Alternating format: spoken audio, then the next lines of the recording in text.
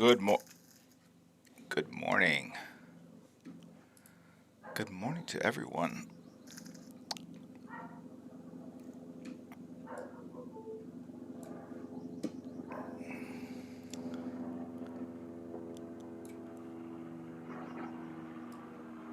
Alright, moving some stuff around here. So much to do today. I feel like it's gonna, well, I've got momentum. We'll see how long this carries us through. If your sketchpad doesn't look like this, you're not doing it right. All right, so what do we got going on today? Super Bowl Sunday. There's a lot I'm going to work on today. Let me, there we go. I saw that we have Mod Pi, Mod Pi, Mod Pi. We have Mod Prime. We have our own Kiarahiko in the house. I don't know if anyone else is awake. Let me move this over, this camera just a little bit over this way. Happy birthday, the Batman 1978. This is Patrick. Hello. Jorge G4277. Who am I going for the Super Bowl? I'm not a fan of either team. Never was like a big Patriots fan or anything at all. But I do like the idea of like a player that's on the older edge, still bringing it. So I guess I'm going to root for the Buccaneers. Rod Pena, hello. Hey, we got Poop Kid and Crispy Egg Roll. All right, so we've got Crispy Egg Roll. And, of course, our own PK. Anyway, I think the Buccaneers are underdogs, though, right? Jeff UTV, good morning, good morning. The Coral Farmer, Steel Gun, thank you very much for subbing. We've got a lot going on. All right, so let's get to it. First off, let me do this. It's an unboxing video, overdue. Sometimes I get mailed things. Sometimes they happen to be of my own work, right? So there's a reason to open. All right, let's see what we got here. Jorge 4277, say hello to Ava for me. All right, so it is the Jim Lee X-Men Artist Edition. Can you see this? Okay, it's from IDW in conjunction with Marvel. And I think it just came out last Wednesday. Was it last Wednesday or 2 Wednesdays ago? We'll chat confirm.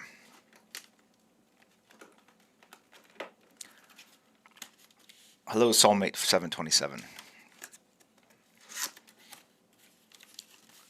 Yeah, this is put together by Scott Dumbier. As you guys know, IDW was formed by several former Wildstorm employees, and then Scott Dumbier joined them as, I don't know if he's their special projects editor.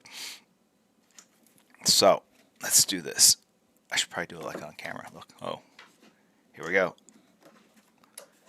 It opens up like this.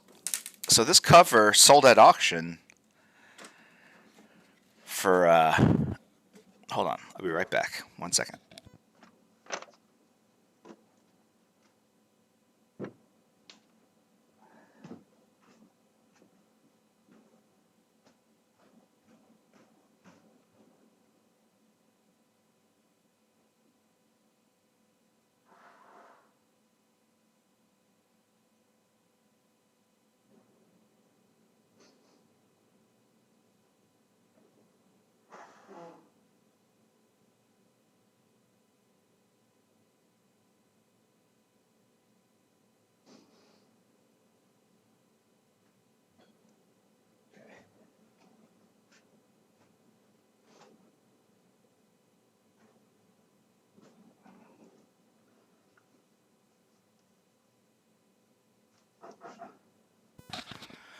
Okay, so this cover sold for 300, I think $300,000. That's a lot of money, man. I don't know if that includes the VIG. If it doesn't, it went for 325. The buyer had to pay 325, and you guys know the whole story about this, right? So this is the first issue, 268, of my run on the book on Uncanny X-Men. The way original art gets divided is the inker gets every third cover, so I get 2 out of 3. And Scott and I had started counting when we started working together on Punisher War Journal. And so it just happened to fall that on this particular issue, the first of our run, Scott Williams got this cover. And we got it back like right before San Diego Comic-Con. And we're at Comic-Con, and this is probably what, 1990, I don't know, 90, 91, 90. Anyway, so he sold this cover for the most amount that we've ever sold a piece of original art together, for $650. And we were like, wow, man, you cleaned up, man. Held tight, firm on the price. You got what you wanted. Some sucker bought a piece of paper with black lines on it for $650. Now, mind you, I was selling sketches, I think, for $20 a pop. You know, and interior pages would go for like $150, $200. So a cover $650 seemed very, very high. Now, just so you know, you could have bought a Jack Kirby interior page around that time for like $400 a page. So everything, you know, was priced accordingly. Anyway, so this kid buys this cover.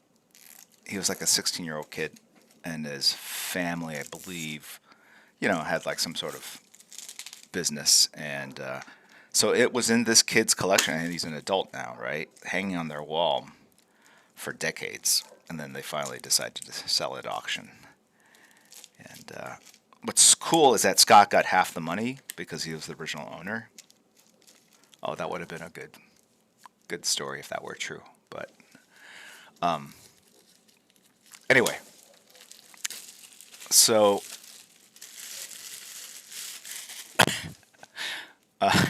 so here it is. They put a spot varnish, right? So if you look at it, look how it reflects the light like that. All right, but not everywhere. So there's no varnish here.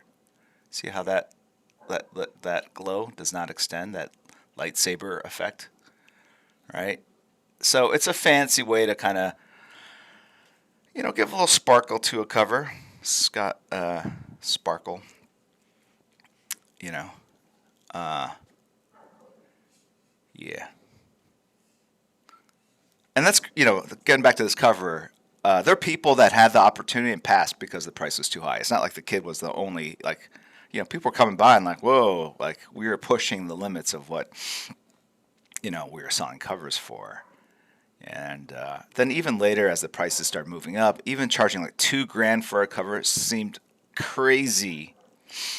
Like, holy cow, who's going to afford this? And then at $4,000, you know, etc. So it's crazy. Yeah, but the kid did make a pretty good investment. And more importantly, didn't need to resell, right? Because if they had kept in the scene, they would have known that it was worth $10,000, and they might have been tempted at that point to sell, right? Like, but if it's like Doge or Bitcoin. You just buy it, you just sit on it, and then you wake up and like, I've got $300,000, right? It wasn't quite like that. I mean, I think he knew before this year or last year when this went to auction, but they weren't actively involved. Because if you're actively involved, most all the major pieces of art goes through many hands as people kind of sell it, thinking that it's kind of reached the high point. So anyway, so this is Jim Lee's X-Men Artist Edition. Oh, look at this! I've not seen any of this. So this page, right, did not sell right away. I own this page. I still own this page, I believe. Yes, and someone wanted to buy this page, and I was charging $1,500, and they were like, "You're crazy." People get pissed off. It's not just a price; it's some sort of a personal insult to people when things are high. And $1,500 is a lot of money. I don't want to downplay that, but they passed on it, and and then every convention thereafter, I would see the same person, and he's like, "Oh, I really regret not buying it," because then it moved up to $3,000, and then 4,500. I kept moving it up, right? And and then unfortunately, that person passed away tragically very early in his life, and so that's another reason why I sort of remember this page and the story, and it's just kind of like life is short. Art is as valuable as you want it to be, and if it moves you, you should. What is it called? The Moscow rule of shopping. Like, if you see something you like, get it, because it might not be there tomorrow for whatever reason. Okay, let's see what else we got. Probably very slow. So yeah, here's a shot of art. It's one of my favorite shots of Wolverine and Jubilee. I have not looked at this at all. So this is from X-Men #1, I believe. Whoa, there's a lot of detail here. That's cool. All right. Oh, look. Scott Williams wrote the foreword.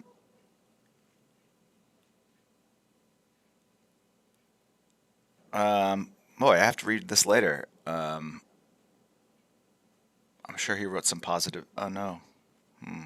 Lazy? Slacker? Carried his ass on my back.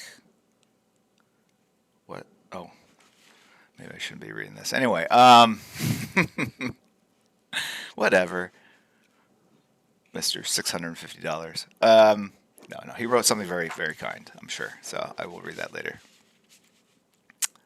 So this is the first page, X-Men 248, and Dan Green inks. Ooh, double page spread. I remember drawing that. The challenge of this, I wanted to get something really large. And, boy, I don't know. Yeah. Big shapes. And even this, like, it's a little weird. I mean, I was still figuring out how to draw these characters. But I was trying to definitely push, like, sort of the boundaries of dynamic posing. We've got some Psylocke pages here. That's a common thing. Like, whenever I draw high-tech people, like in labs and stuff, they're always wearing these, like, helmets. Like, whether it's Suicide Squad or X-Men or Wildcats, all my dudes at monitors wear these gigantic helmets, which cannot feel comfortable. It's inspired by the Death Star, but still cannot feel comfortable. I mean, just wearing headsets, not super comfortable.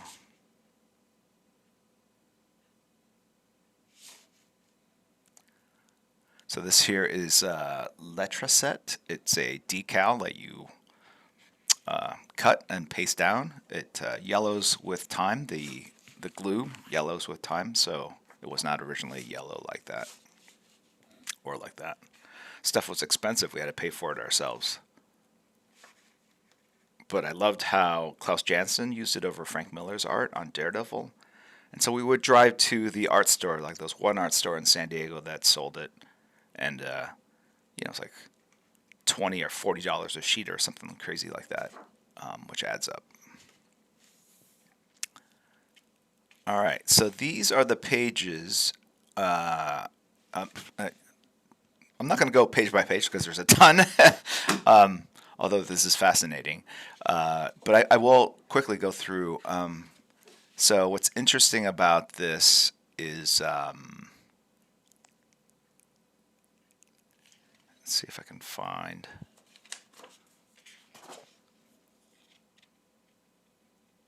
Let's see if I can find the mark. All right, so X-Men 268, Bob Harris, X-Men editor at the time, calls us up. We had Homage Studios, me, Wilson, Scott Williams. I said, look, we're really late on this issue. We need it right away. Can you guys turn around in 9 days? And we said, because we were young and stupid, sure, the three of us will work together and jam it out. And so I did the layouts for the whole issue. Wait, no, Wills did the layouts for the whole issue. Wills, we all play to our strengths. Wills at that point had been drawing Punisher, did really great kind of Frank Miller inspired kind of layouts.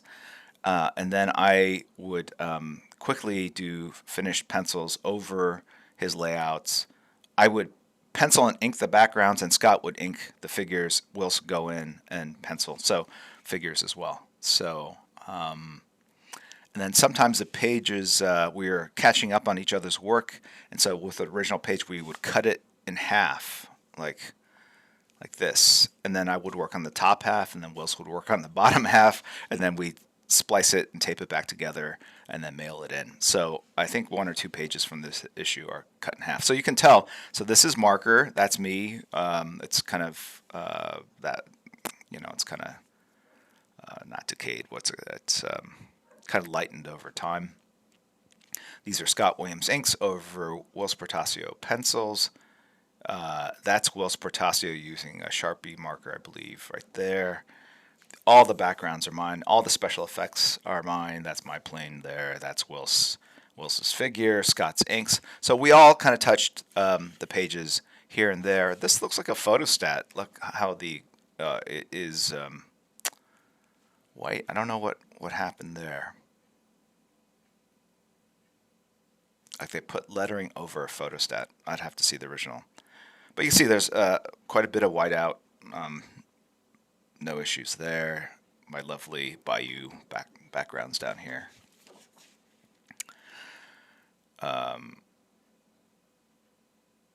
Wills Portacio pencil, Scott Williams inks. My jambalaya. My cityscape down here. My what's it called? The Latin Quarter, New Orleans. All right. So pencil and ink these figures down here myself. And so that's how that got put together. I wish I could find a page that had the seam line on the original. It doesn't look like it's in this book. All right, then here's all right, let's just go through a little faster because this is going to take forever. Yeah. I did that. Yep, I drew that. I remember that. Don't remember that. Yep, sure. Cool. Deathbird. Oh, well. Oh, look at this. That's pretty cool. That's like some cover. And that's the triptych poster. It was a promo piece. It was going to be their costumes for a brief moment, I think. Or maybe it was their costumes. No, that was like just a random Storm costume I designed, never used for anything. I'll say this Magneto, for an old dude that had survived since the Holocaust, in very good shape. I'm guessing a keto diet.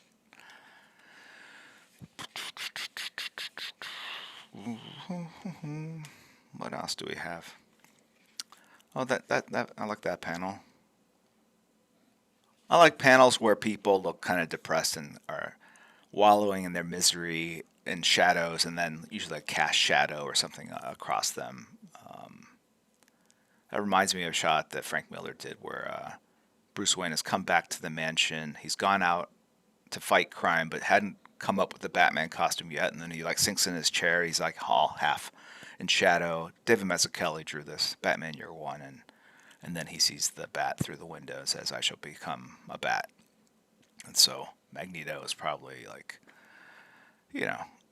staring at the refrigerator, and there's like little, best mutant dad ever, Wanda, and Quicksilver, and then I shall become a magnet, a Magneto. Anyway, a master of magnetism. Yes, yes, yes. Hello, VZA in the house. Good morning. I'm sure there's a lot of conversation I'm missing here. So, a lot of iron in his diet. Yes, spinach G. Yes. I need a writing staff to feed me lines so I can be very witty. Be like, oh, you should say this.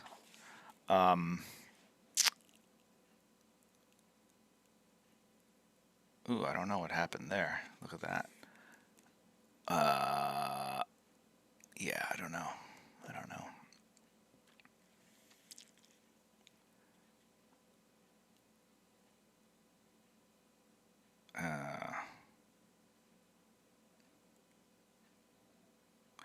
Well, all the lettering was glued on the page.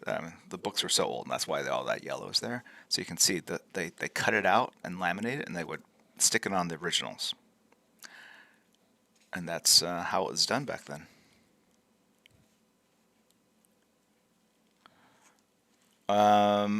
So with successive issues, Willis was doing Uncanny X-Men, I was doing X-Men. We were both falling behind on our deadline. So we would help each other out towards the end of every deadline. I would jump in on Uncanny, or he'd jump in on my book.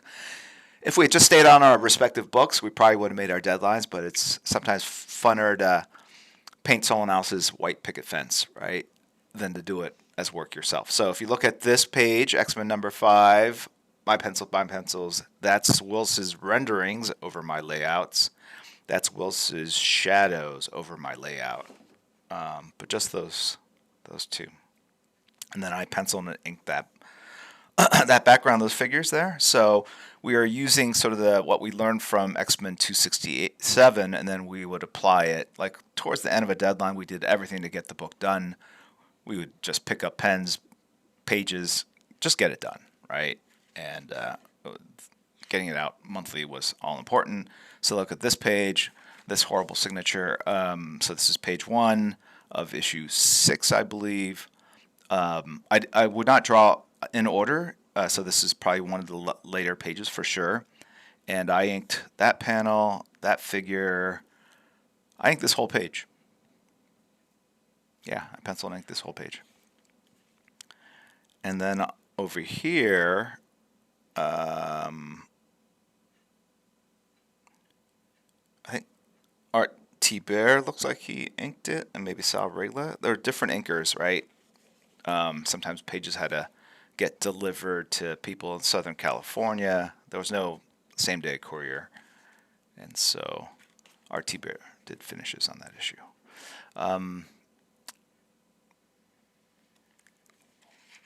So there you have it. Anywhere where you see marker, that's me. Like that's my panel. Inks, those are my lovely bricks in the background. Look at that lovely whatever that is. That's all me. Anyway, all right. So, covers. Covers at the end. Let's see if there's any covers I haven't seen that cover in a long time.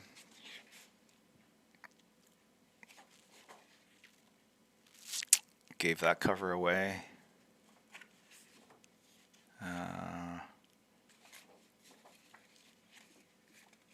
I still have that one. Bunch of trading cards. And so there you go.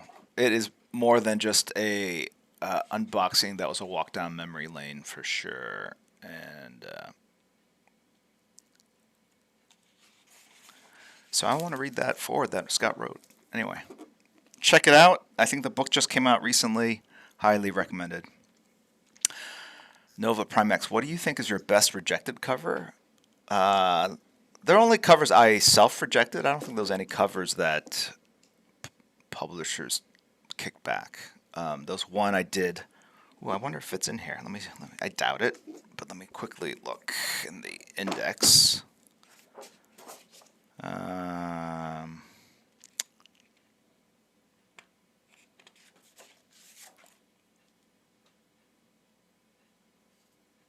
Where are all the covers in the back. I believe so.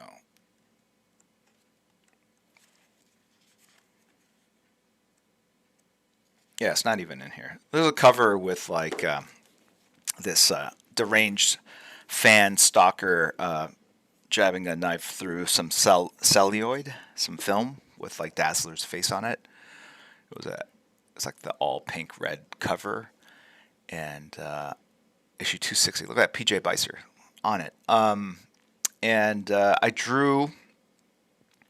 The original one had her and him kind of like holding her with like the film wrapped around her neck, like, you know, and it was a little over the top and a little too well, I'm not gonna say what I was gonna say. It was too over the top, and so I put it aside and just started the different one. Same kind of overall message, but less less awful, I guess. All right, in terms of the visual imagery. All right. All right, so let's before we get into the stream, let's do some giveaways. Usually I do the giveaways at the end. I'm gonna just change it up here a second, and in the dog zoo, yes. Anyway, so I've got this comic here, Essentia. I got the special black and white cover edition. Written, created by my good friend John Dolmayan from a band called System of a Down, and this is his first comic book, and it came out really nice. I was complimenting him on the paper. See how the black's printed here, like the richness of this shad, like it's a true black as opposed to like a black gray, and the colors are very deep, and there's a lot of range in the colors, like these tones. Like if you don't use good paper or good printing, like, and actually even on this screen it looks a little darker than it does in real life. It can close up and get very muddy, but some really fantastic panels. So let's do a giveaway. I don't know what these are going for on eBay, but Pandemus, yeah, it is kind of. You're right. You know what? It's like an inker, like Alex Garner, who was an inker, and he'd like his book would come out, and he'd be like, "Oh my gosh!" And all he would be concerned about is how the lines printed. Like he didn't care like if the story was intelligible, entertaining. All he cared about was if the inking he did turned out. And look, I mean that, and you need kind of that mindset to be great at anything. Like your work above all, right? Although I take the viewpoint that the story above all, like we're all, like who cares if the inking's great if the story doesn't convey, you know, emotion and connects with the audience, right? So, all right, let's, so yeah, so I'm looking at it going like, oh, nice paper. I'm looking at it from a published point of view, like that's expensive. That took some time, and you know, colored by Blonde, interior art by Tony Parker. So big shout out to them. Congratulations. So I'm going to give this away. I'm going to sign it, and there we go. Let's give it away. Let's give it away. Yesterday, we just did a giveaway that was to anyone. Let's just do subscribers only. Yes, okay. And as I have more than one, let's go ahead and do two for now. Let me try black marker, see if that shows up better. Oh yeah, that looks nice. Okay, here we go. Am I doing this right?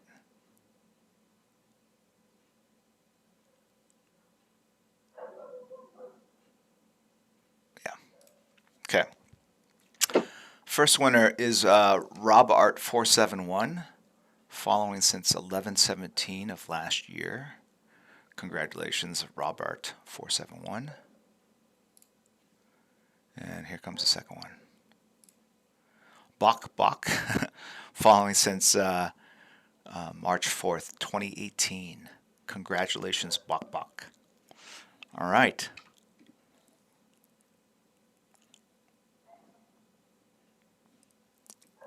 All right.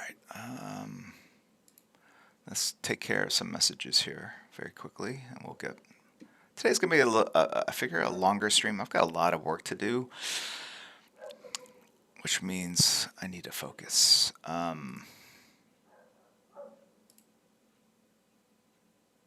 Get stuff done. All right. Let's thank Bert Cow 2, Dartalion 21X, Agnes Lamb 819, My Body Story, Chada 21, Drucifer 5000, Chaswick, Vayette 23, Nova Prime X, VZA in the House, all subbing and supporting the stream either through Amazon Prime or on their own. Some of them, Vayetta 23, 41 months.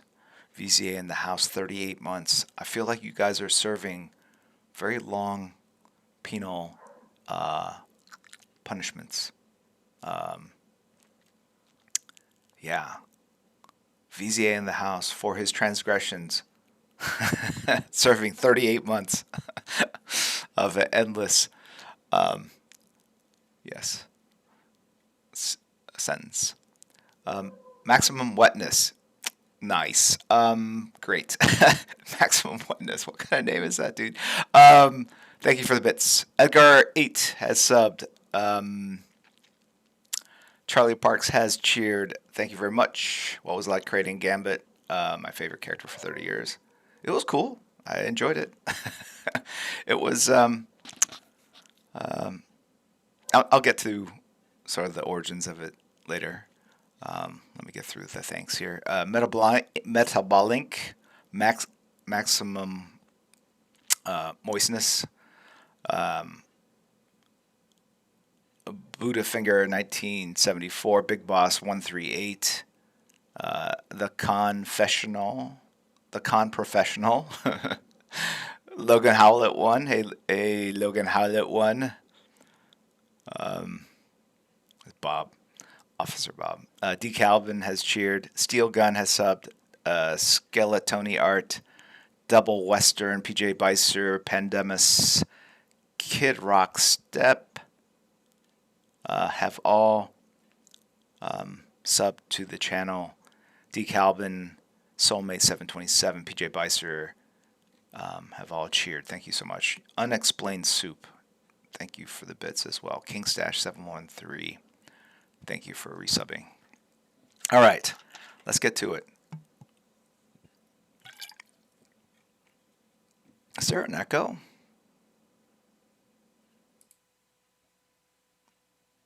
I just turned off desktop audio.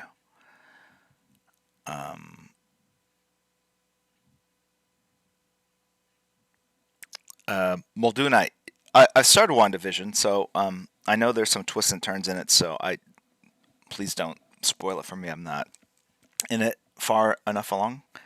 All right, so what are we going to do now? Yeah, let's go ahead and finish some more of this.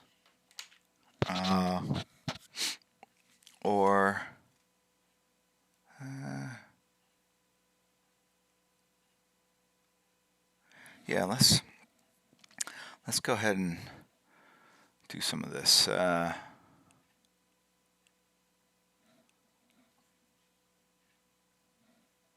right.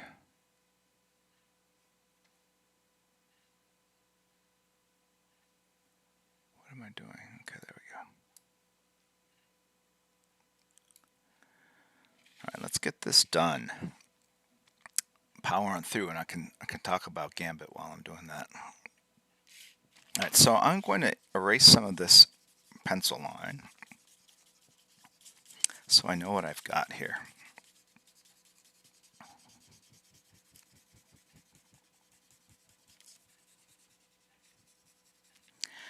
And I'll tell you, normally when I erase pencils, I don't like what I see because the pencil line, the gray adds to the ink line and actually makes it a little bit wider and thicker. And then when you erase the pencils, the ink line looks actually too narrow and shallow. What I need to decide here is how much of the background I'm going to do as sort of a smeared gray. And I think I am going to do it here. Okay. And then here. And then white over here. Okay. I'm talking out loud. I'm talking out loud to myself. I don't normally do that while I work. I'm doing that for your guys' benefit. Someone has cheered.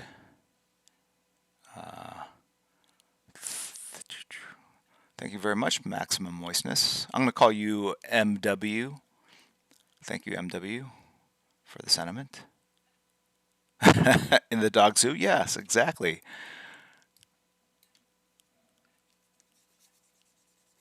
It's like Poop Kid. Super clean mouth.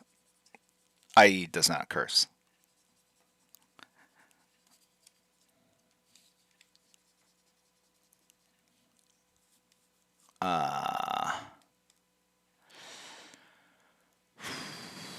Oh, so today, yeah, I'm rooting for Tampa Bay.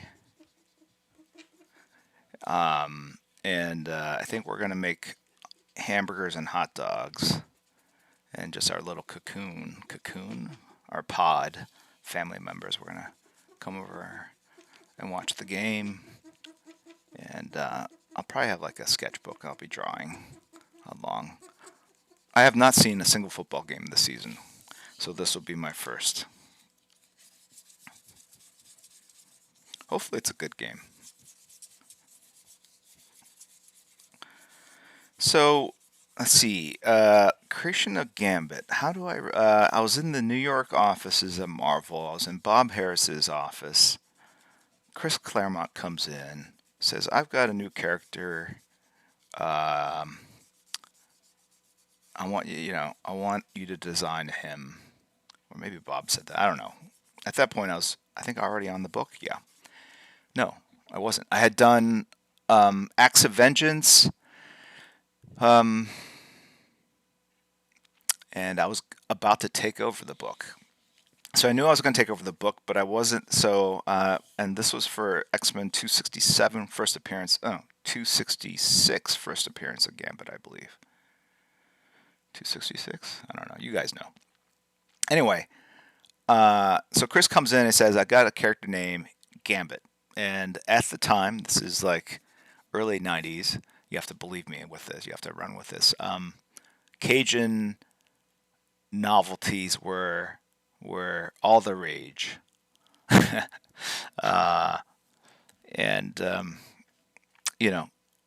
Cayenne, what's it called? Blackened catfish. That whole scene, right? The Cajun, right? The guy that would go bam and what's his name? The original Salt Bay guy, whatever. I don't know. But anyway, for some reason, Emerald Lagasse, that was a big deal. And so he wanted to create he wanted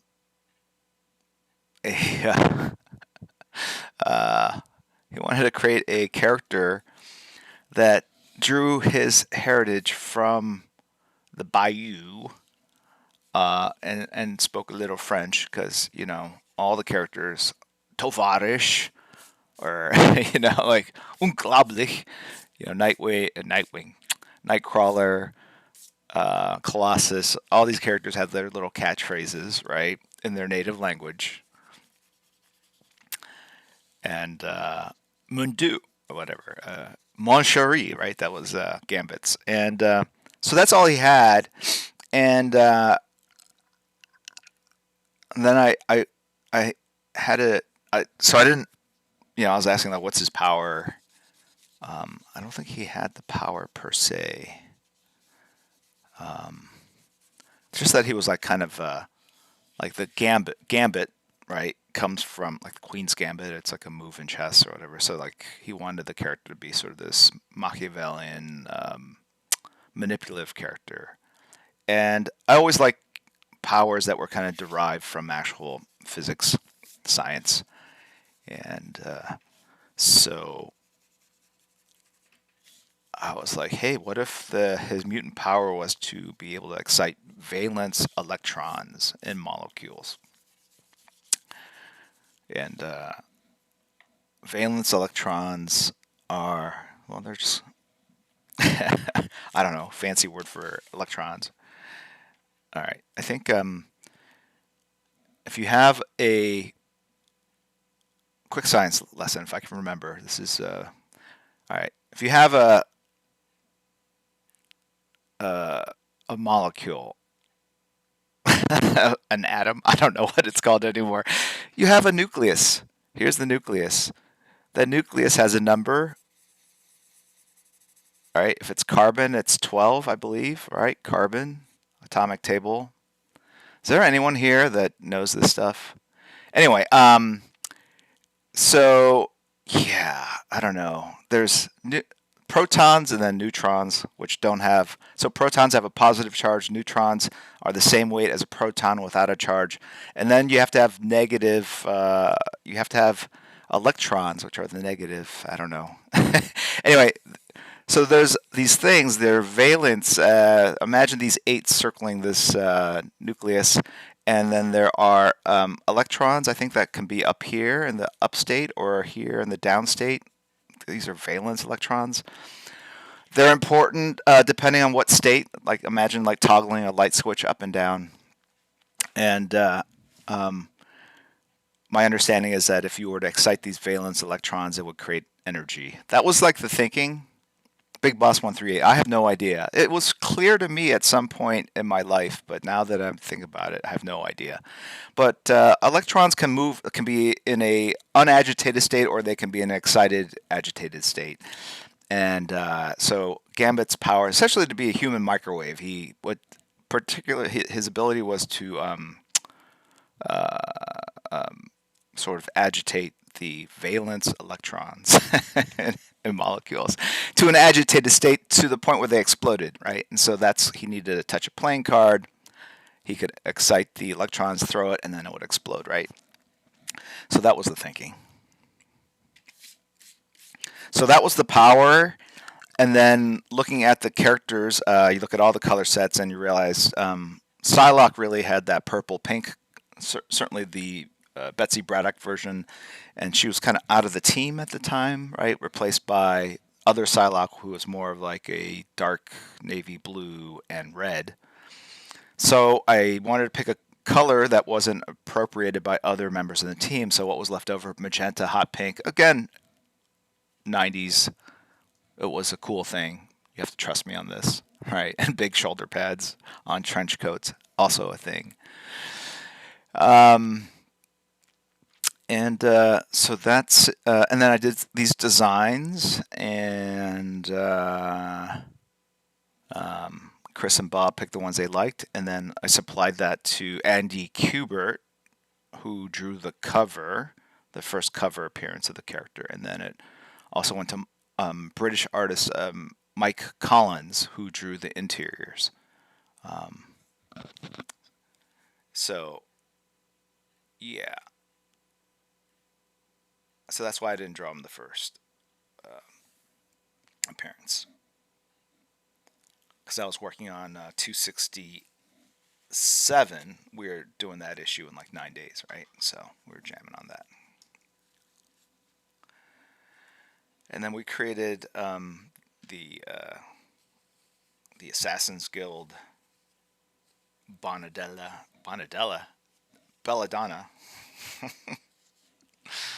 Oh man. All right. Oh please, let's hope that trench coat's not come back. All right.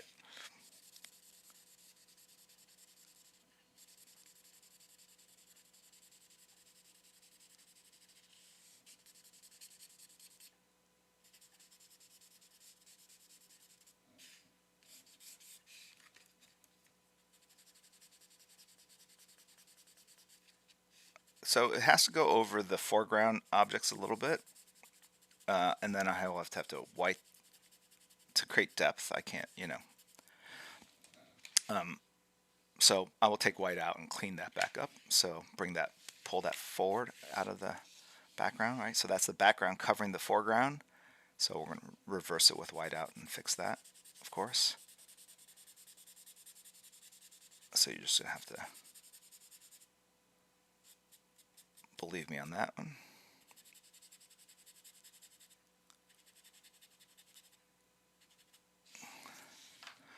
Gotta have some faith that it'll turn out okay.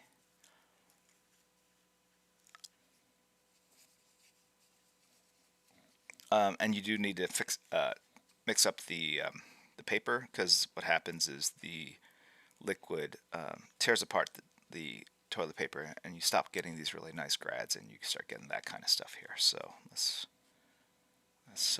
fix these edges up a little bit.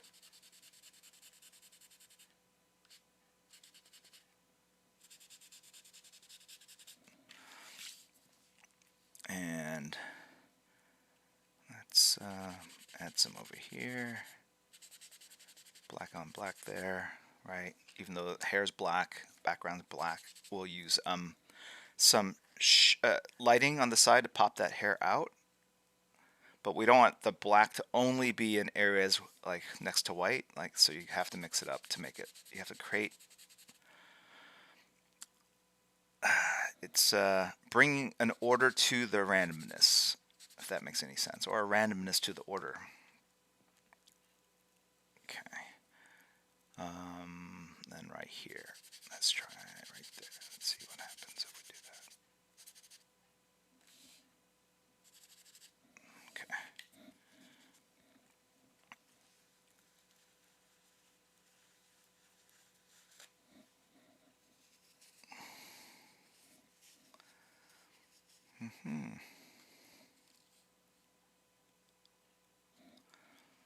Okay.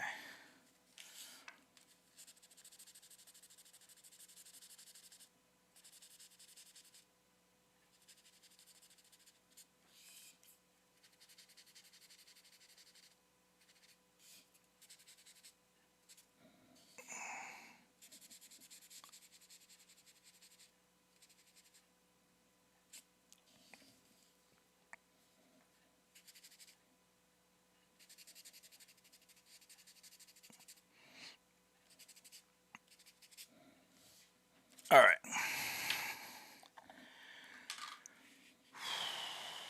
You know what I'm going to do? Hold on one second.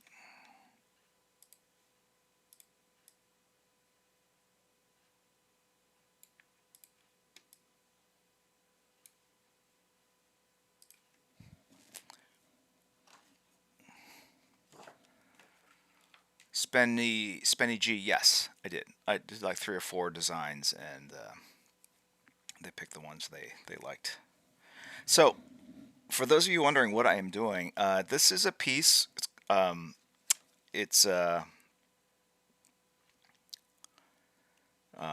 a book called SKYWARD. Okay, and this is Willow Fowler. She's the main character. It's a book created by Joe Henderson, who's the showrunner on the hit show Lucifer for us. Lee Garbett is the artist. Both lovely fellows, hyper talented.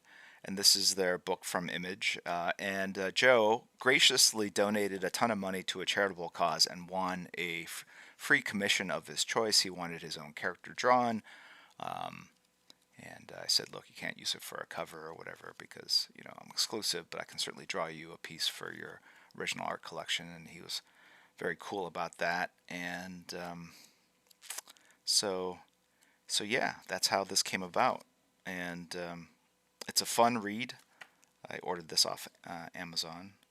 And I'd encourage you guys to check it out. Let me see. This is the version of the costume I'm using. She kind of wears her own clothes, and it varies from issue to issue, just like how our clothes normally change on a daily basis. Pre-pandemic, I don't know about you guys, I've been wearing the same clothes for about 8 months.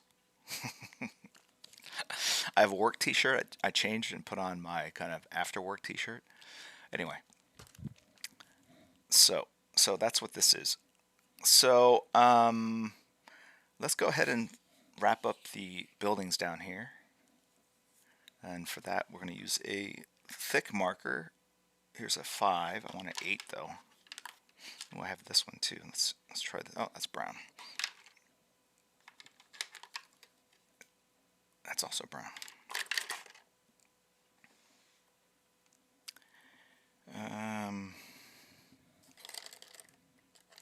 Okay, here's 8. And 1, 1.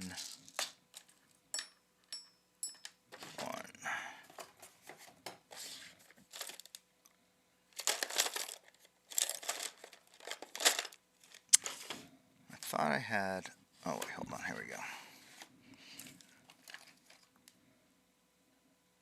There's a 3. Here we go. This is what I was looking for. It's a, looks like it's a fatter tip marker. That is literally the technical artistic term, the fatter tip marker. We now then apply a 0.3 millimeter fatter tip marker to the piece.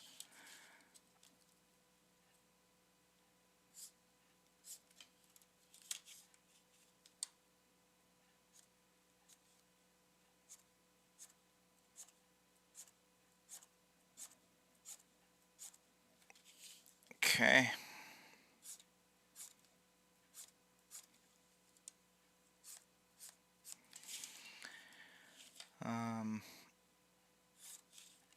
Yeah.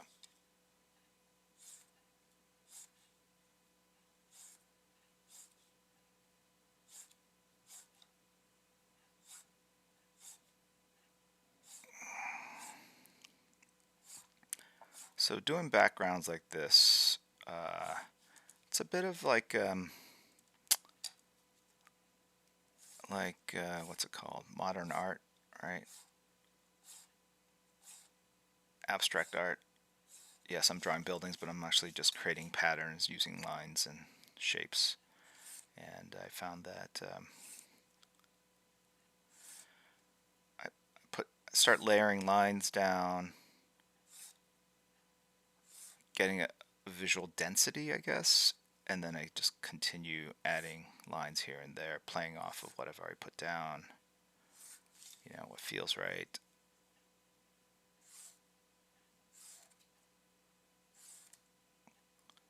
Knowing that I want it to look not like fully polished and refined, but that there's a bit of quickness to the line, right?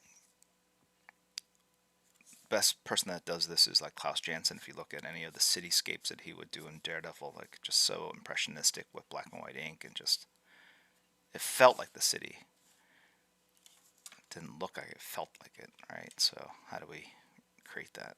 Bring some looseness into the lines.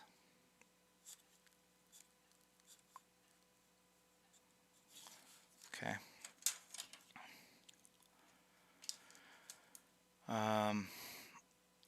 Vorstovis. What do you draw in your free time? I draw a lot of, surprisingly, a lot of feet, mostly. I've got sketchbooks just filled with drawings of feet. I have sort of a drawing feet obsession, and but I know not everyone shares that, so I generally don't draw feet in my pro work, but in my off hours, that's all I draw. Just feet, feet, feet. Just I want to make sure that I know how to draw feet, because you know that is the hardest thing to draw. Little stumps at the bottom of our ankles. Come on. Drawing feet is no big deal. I don't do it not draw feet. I do it because it looks cool.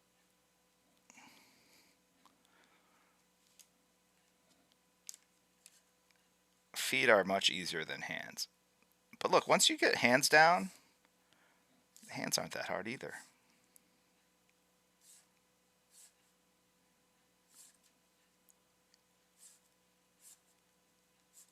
You know what's hard to draw?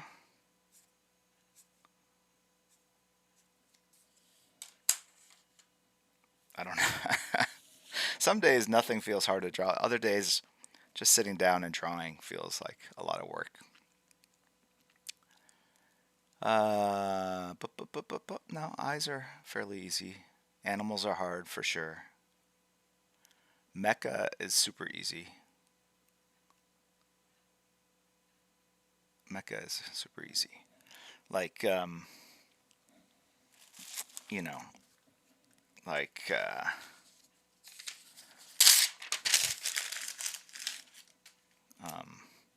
robot's just like drawing a human form. The ham hocks, right?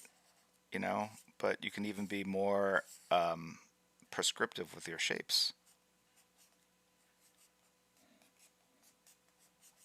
right? And then usually with mecha, it's just like a big chest shape, and then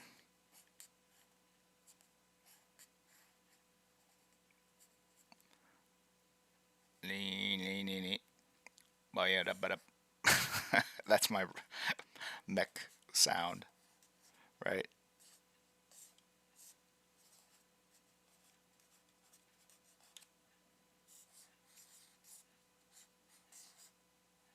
This is almost as good as my Roku. Is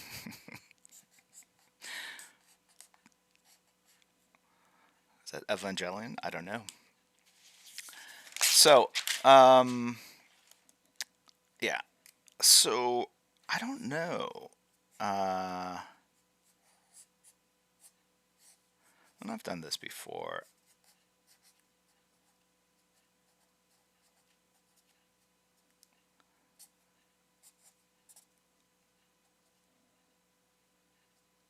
Right?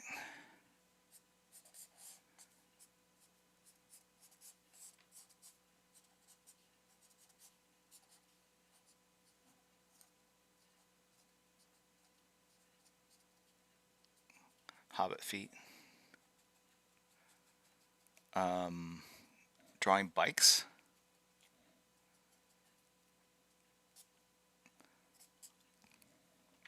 Actually,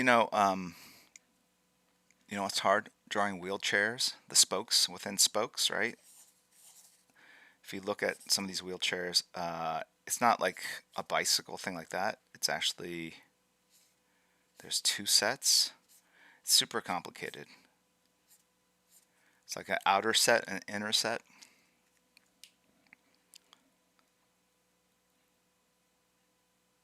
It's two right feet. I should have drawn left feet. Two left feet. So yeah, I don't know.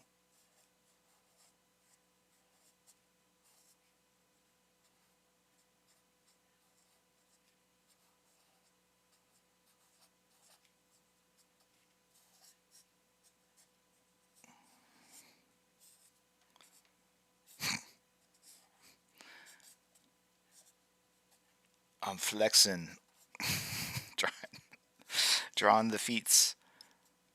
Ay.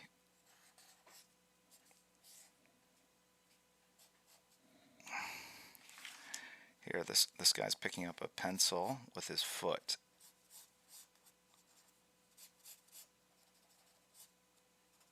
Or trying to. It's Gambit. He's exciting the valence electrons of this pencil.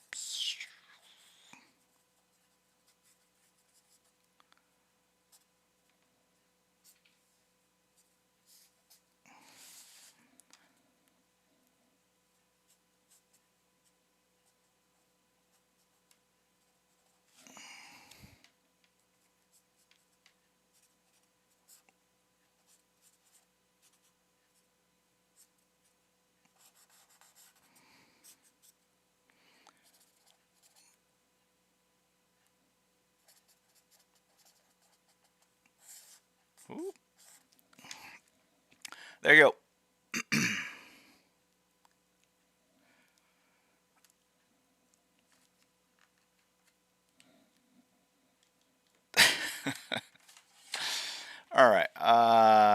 could sell that for 650.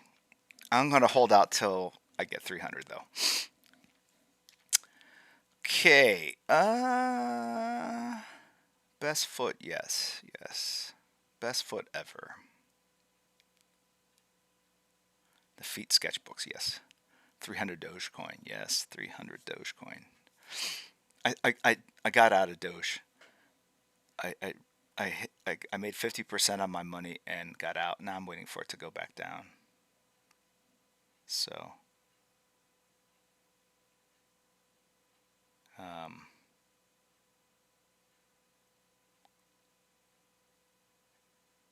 anyway, hold on 1 second.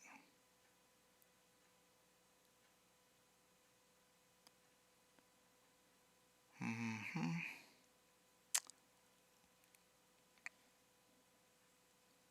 Hold on, gotta put my order in.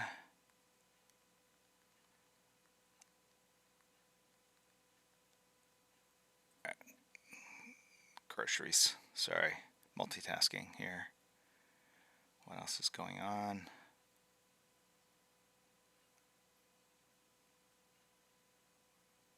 Okay, I think we're in good shape. I'm caught up on everything. Let me just check my notifications. Give it a little shout out for you folks here. First off, let me thank Charlie Parks for the bits. Nova Prime X as well. Is there a comic you wish you could develop into a TV show that's not a DC property? I don't know. Is it everything being developed at this point? What's not being developed? Marvin Nation, Bitchy 8, or Bykey 8, Cloud Strife 7788, Angry Panda 888, Bucks Win, Mad Joy 23, Matches Malone 87 have all subbed and support the stream. King Stash 713 and Edgar 8, I think I already mentioned. Delta Oracle 257, 420 Lover 69, lovely. Create My Comic. Anyway, thank you all for subbing and supporting the stream. Let's go ahead and continue to finish these buildings down here. Now we're going with a 0.8.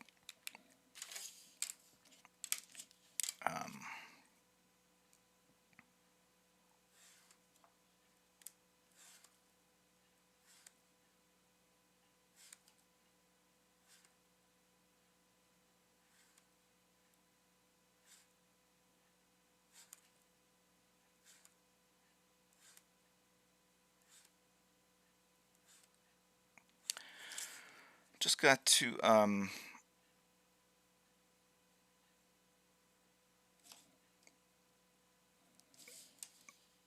there's a vanishing point up here somewhere, but I'm just eyeballing it.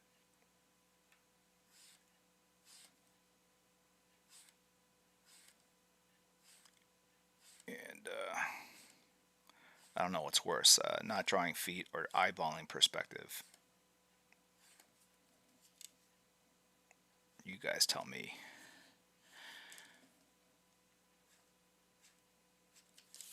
So like I said before, it's just like a series of patterns on top of patterns, right? So you lay down some lines and you go like, okay, then I'll need something there. And then, if I go here,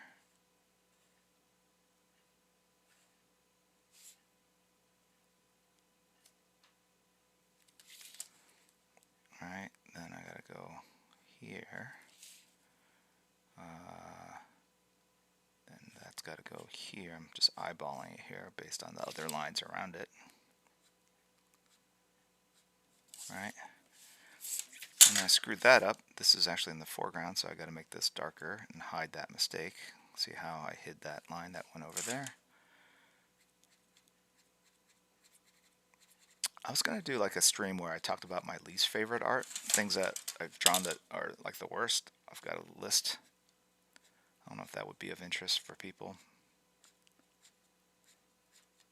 And then I'll have other guest artists come on and talk about the things that they the most embarrassing things they've drawn, or the worst things they've drawn. Make everyone feel better about their own work.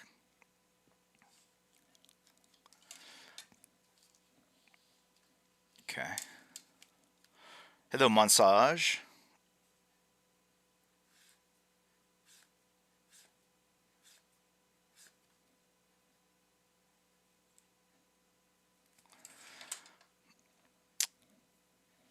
Oh, Killer Kovacs.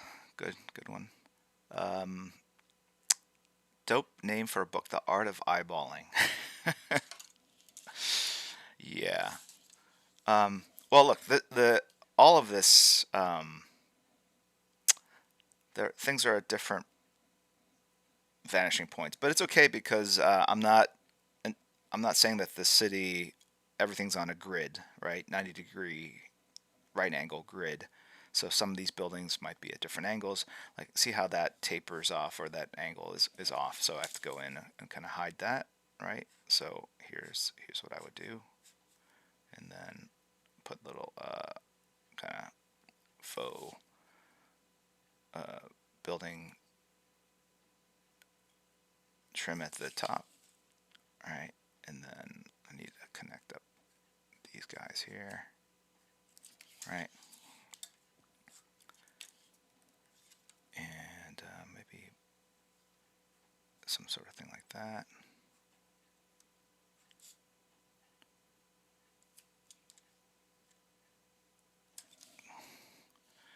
Like that.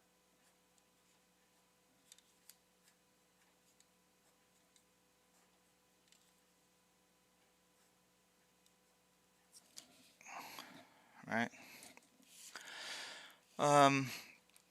Author J Mech. Yes, that's what I meant to say. Make it a little fish eye without making fish eye. When in doubt, bevel it out. Yes, yes. Doom Weaver. Yes, thank you for the support. Yes, Charlie Parks. I don't draw professionally. Greetings from Poland. Limner81. Joshua Manuel. I don't have the back covers here. They are down with Scott Williams. Wait. Do I have some original art downstairs? I think I might. Yeah, maybe on a break I'll go down and grab what I've got. Show you some originals.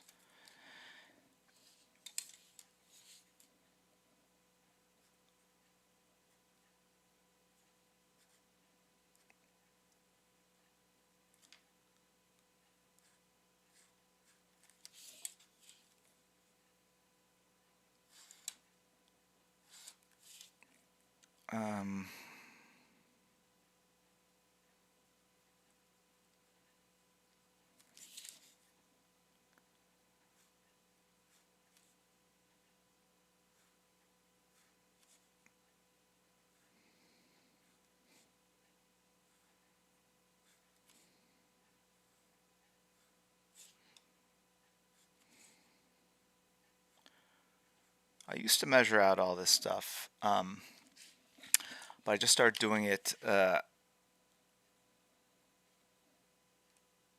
Spenny G, he got the musical reference. I know it wasn't hitting that note. Hello from Malaysia, Pretty Canary.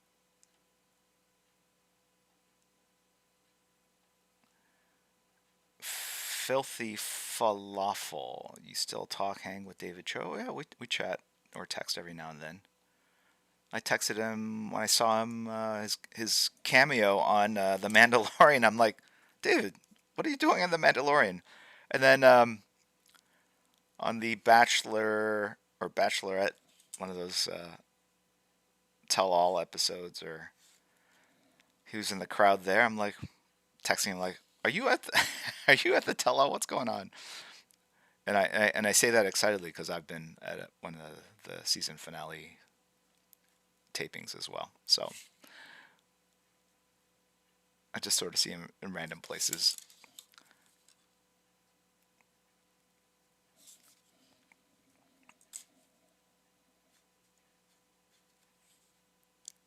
let's figure out what we're going to do here.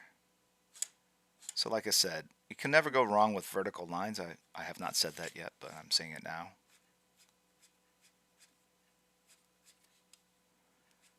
And then a bunch of horizontal lines. Like that.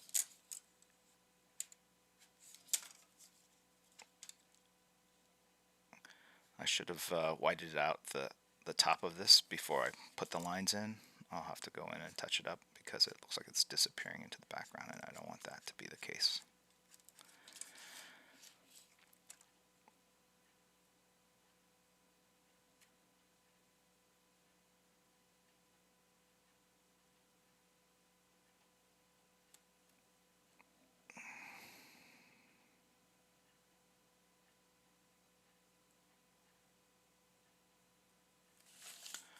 Like I said, I used to measure this stuff out, get very anal about the angles and the widths and all that stuff, and I realized that when I do that, it looks kind of sterile. It looked like a drawing of a city as opposed. It didn't feel like a city. I wanted to build something on rock and roll. So yeah, so I started this doing more freehand of my cities, and I actually liked how that looked better.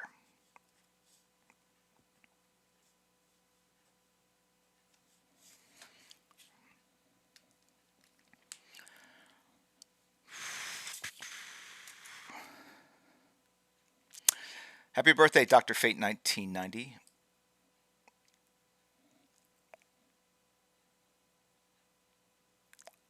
Dijo 1313. Yes, that's exactly it.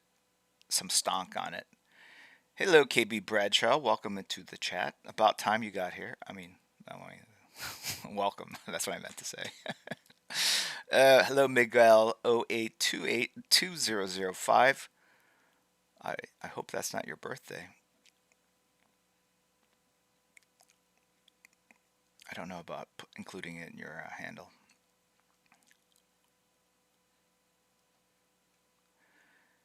Knowing Lemon 98. Hi, Knowing Lemon.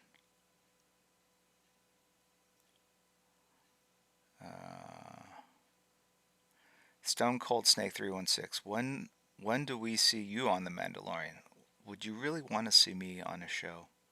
I've had opportunities. I pass on all that stuff. You don't want to see. I mean, I'm not a trained professional. It would be like if I had a comic book and then I just let anyone who has no ability, and I don't have any acting ability, come in and just draw one page as a lark. Like, oh, check it out. You wouldn't want to see that. I wouldn't want to see it. So I spare you guys my tomfoolery. I can't even play myself. I mean, that's how sad it is. And I've tried.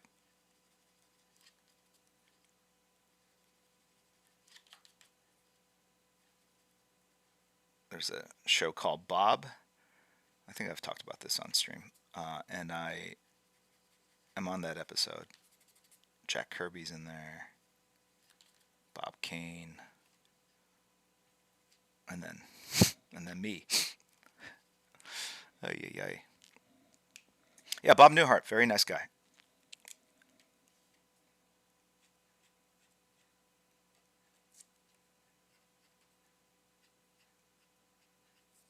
All right.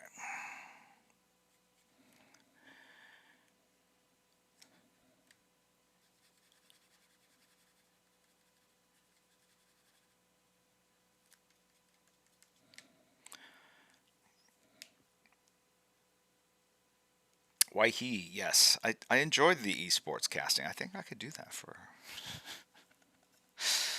All right, what do we got going on? What's going on with you guys? Skeletoni art. Saw you on Face Off. Yeah, that. Yeah, it's weird. I like my resting face on that. Looked like I was frowning big time. I was trying to smile, but my smile is an upside down frown, I guess. Meaning it looks more like a frown than a smile. So working and catching a stream at the same time. SM Cardi 313 is a physician. I feel bad for whoever you. It's like, wow, those are some great feet. Oh crap! Did not mean to cut that. That's got to sting. Ooh, suture, quick, stat. That's what I'm imagining. Or by working, it's like, you know, Candy Crush. And there you go, KB Bradshaw. That's exactly it.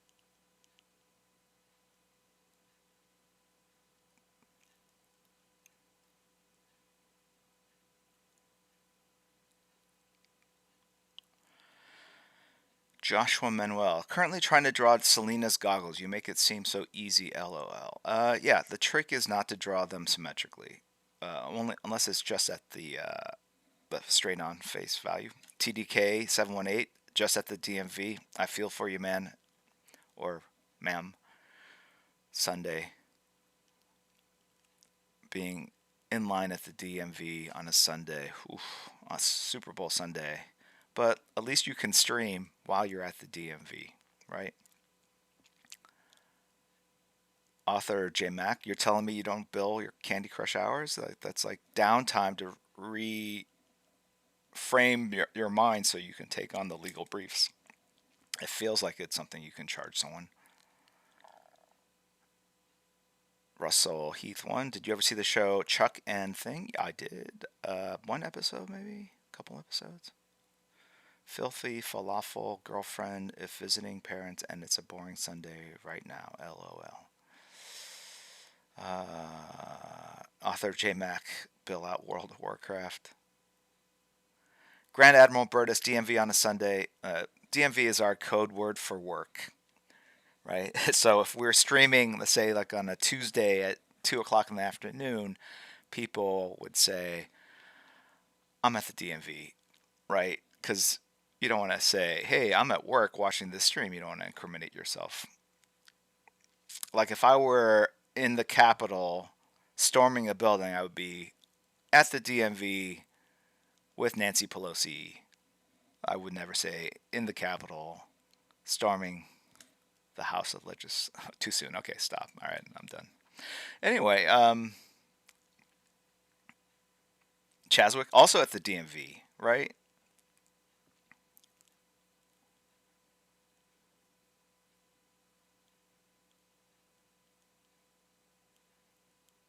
Hotstrom CCG. You ever find yourself chatting online and your friends download something he shouldn't and your PC blows up? No. Are you asking for a friend? Why the DMV is closed on Sundays. Yes, yes.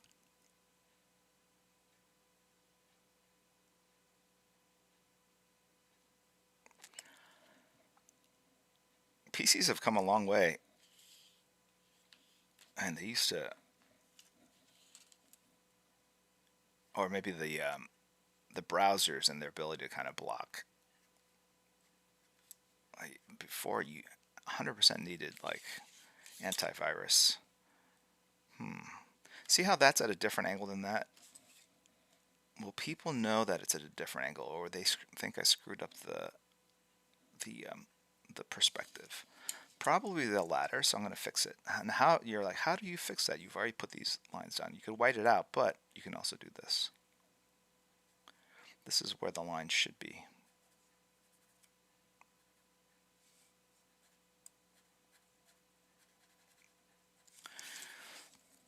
It's one of those fancy black, dark buildings. Black glass.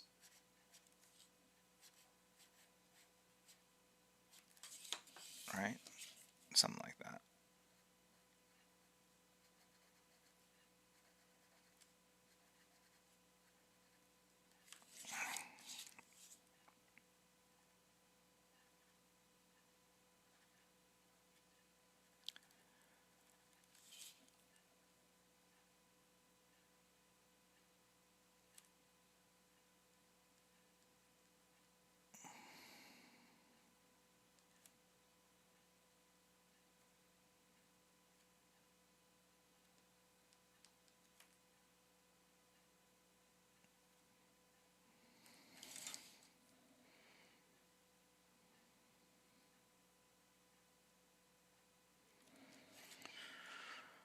Oh,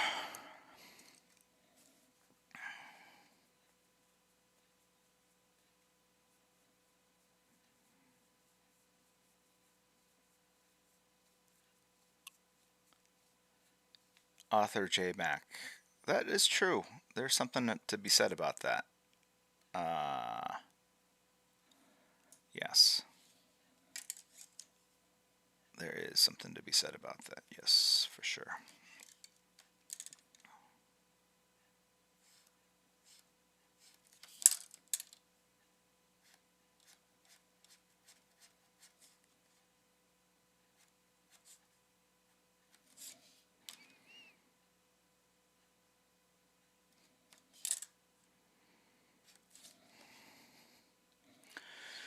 Uh, yeah, so you can see how just kind of building pattern upon pattern, making some things darker. It's something to do on a Sunday afternoon when you're by yourself. The more you do, the more comfortable you get at just sort of making this up on the fly as opposed to like penciling it all out and then inking it, verbatim, right?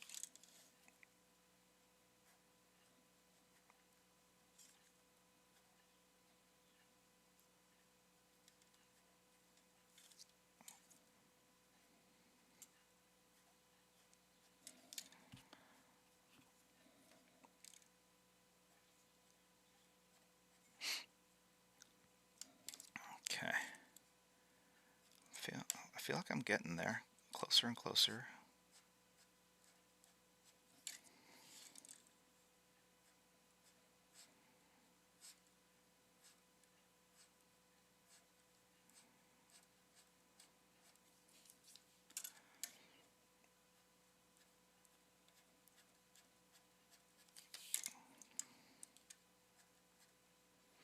Same situation. I probably want to make that angle a little bit closer to that one there.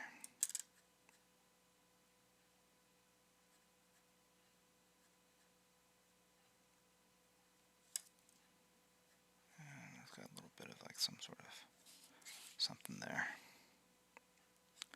I don't know what it is. Looks like some sort of arc.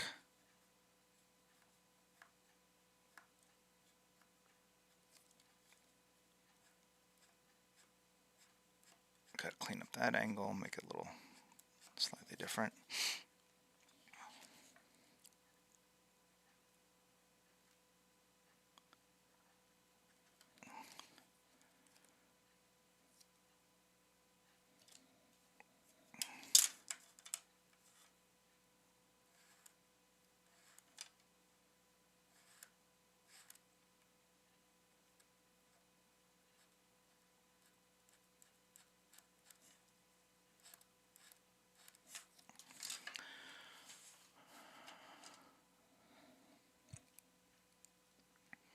Oh, we got a raid? What's going on? Greetings, Earthlings. We got a raid from another galaxy. Kakeo Art has raided with a party 58. Welcome in, everybody. Glad to have you guys here on a lovely Sunday morning in California. Mr. Joker 808, thank you very much for supporting the stream for 2 months. Madjoy 23, thank you for the bits. Do I keep in touch with Joe Mad? I think he'll do some variant covers in the month. I think he's pretty busy working on his video game projects. I mean, he's pretty much transitioned 100% over to that. The Pencil Shinobi has subbed for 24 months, 2 years in a row. Machina Rex, Soulmate 727, happy 3-month anniversary. So, Sikeiko Art, I hope I'm pronouncing that correctly, or Kakeiko Art, or CCA Co Art. Welcome in. Hopefully you guys had a good stream before you came over here.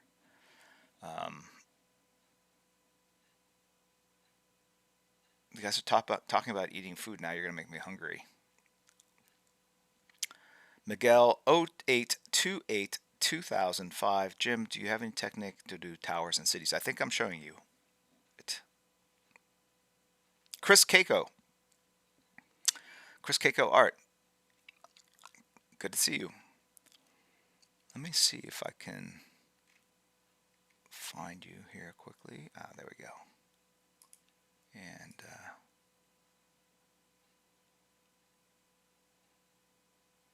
oh,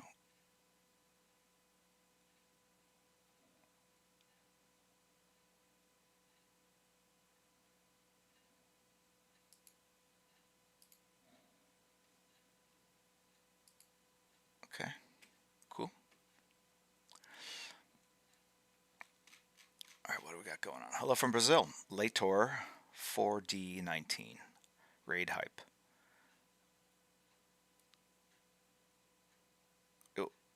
Chris says it was good, just practicing sketchbook stuff. Me too. Me too.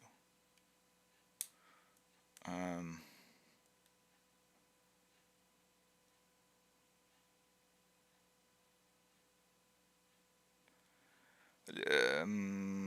Emmanuel, how do you draw the chest? Simplify it, please. Okay, let's quickly do a chest demo. Okay, you gotta draw. Let's see. Like a shape like that, like that, like that, like that.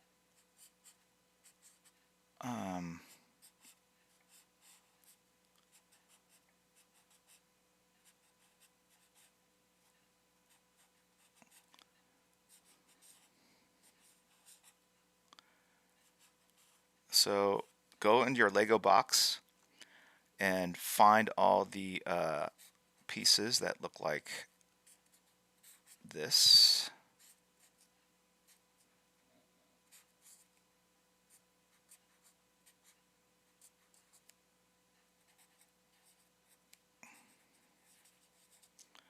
That's my spinal cord.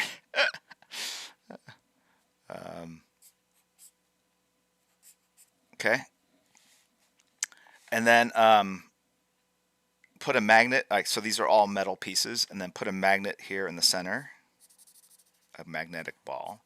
Turn on the magnetism. All the pieces will go, and so you should have something like this if you do it correctly.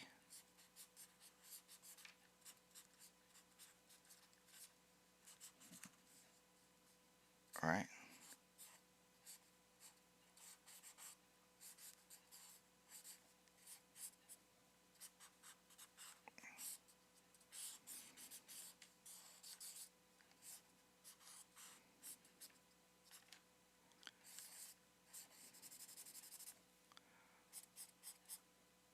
Got it?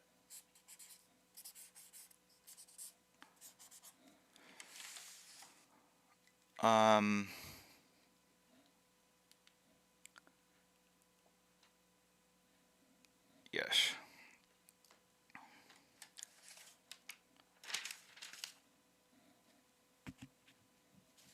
All right, let's finish this up. I gotta get it done. Too long.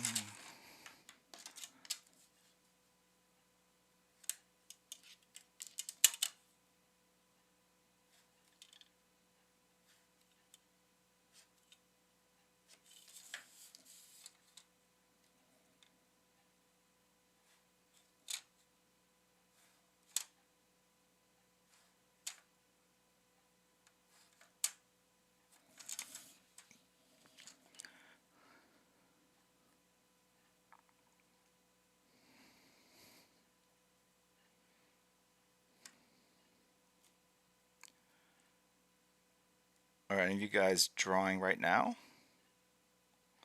while you're watching the stream, or is everyone at the DMV?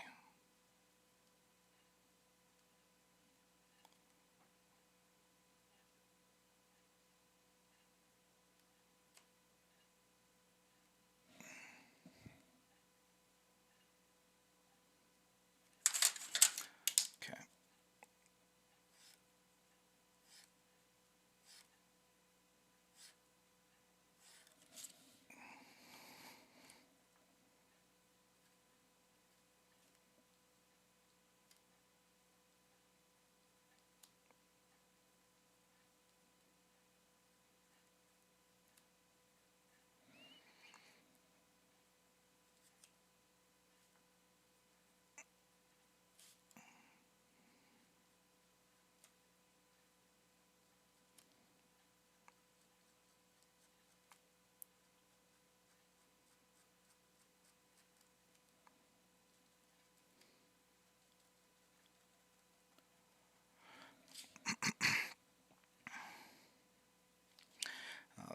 a little tweak there. So we're going to fix that.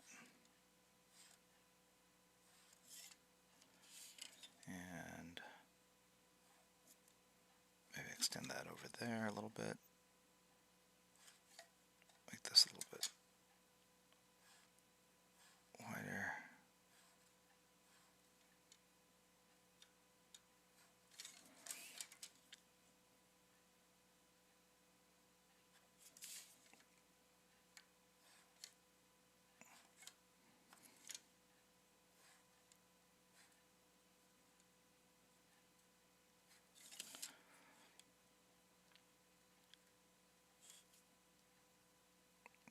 Just making lines into something, right? These are reflections, I think, in the glass or something like that.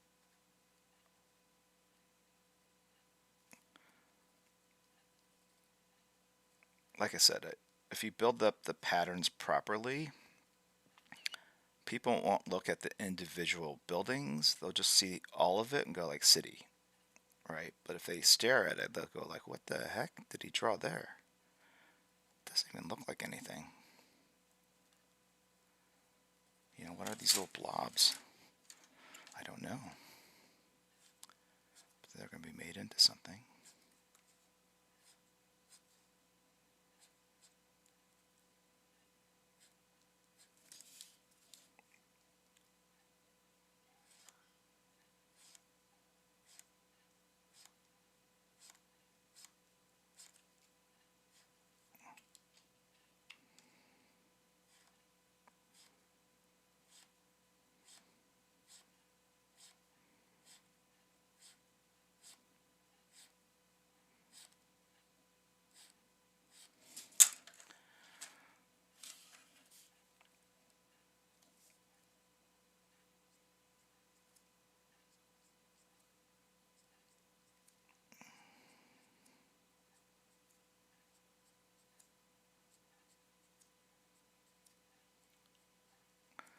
Actually, this building might be a little overboard.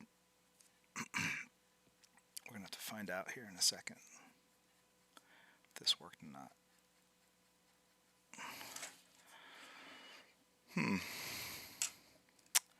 Interesting.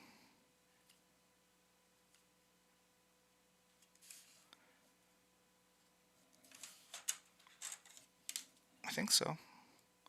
But I think I have to darken some of the buildings around it to fully have a window into whether it worked or not.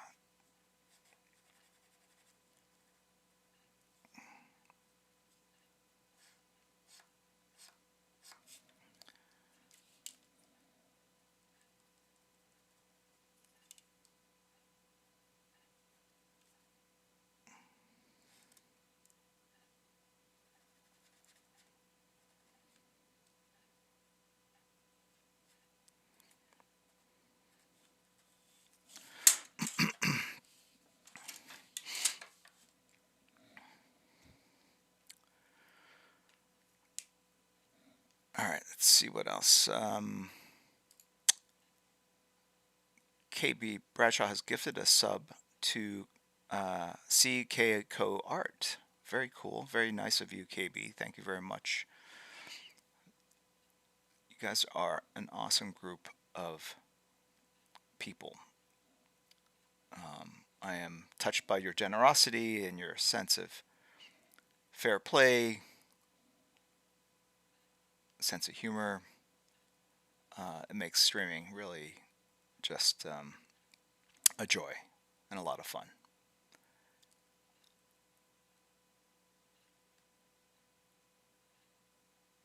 Big LSC Comic 77 has resub. Thank you very much. 37 months in a row. Very kind of you. PJ Beister, nice people here. Not always like that.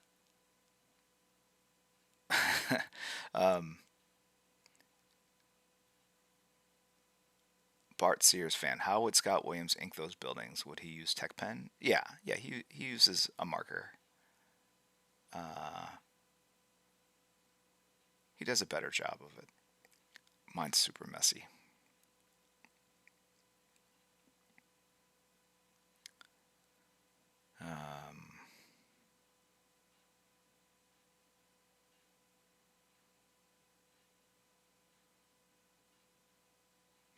The Twitch art community, for sure. Eric Fisher Art. Hello, good to see you, Eric Fisher Art.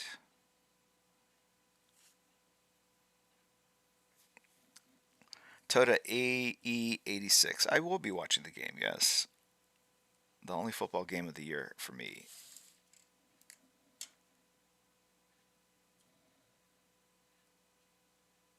Okay.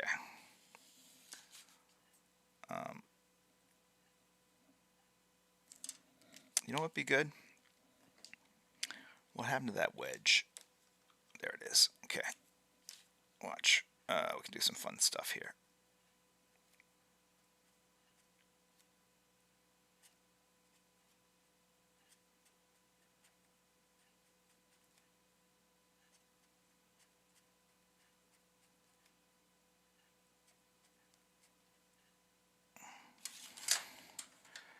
Does that help? I don't know.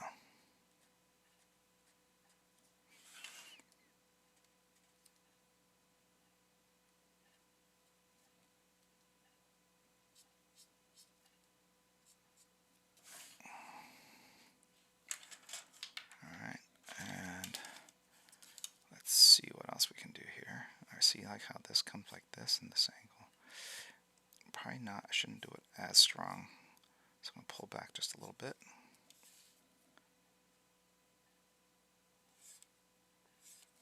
There we go.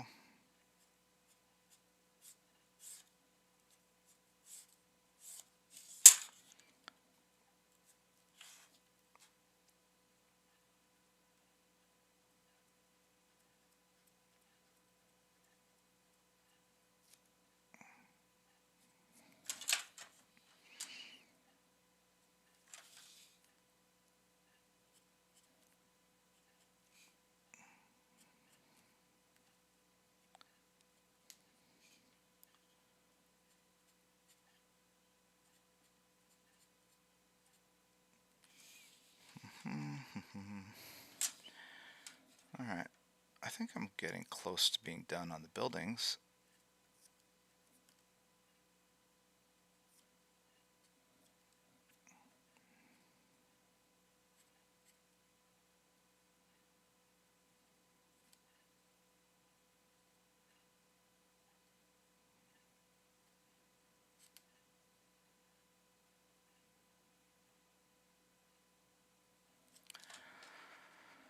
Okay.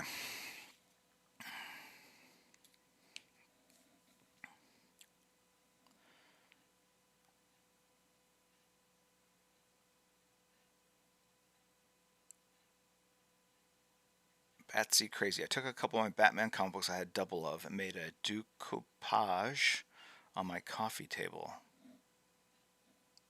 So basically, my coffee table is covered in your art. I am very thankful that my husband tolerates this obsession. Haha. That's very fancy. Decoupage. I don't know what that is, but that sounds cool. That New Yorker. What's the difference between follow and subscribe? About $4.95. And the pride of being a supporter. Yes. Decoupage. Decoupage. Badumtis. Please do not request for Jim to draw something. Unless he asks the chat. Do not feed the animals. That's what it feels like. They can grow wild.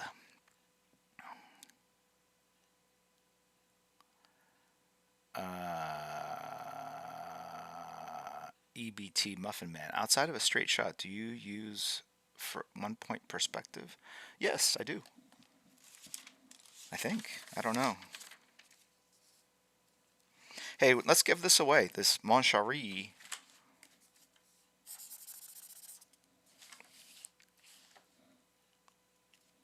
Let's do it while we're in the middle of the stream.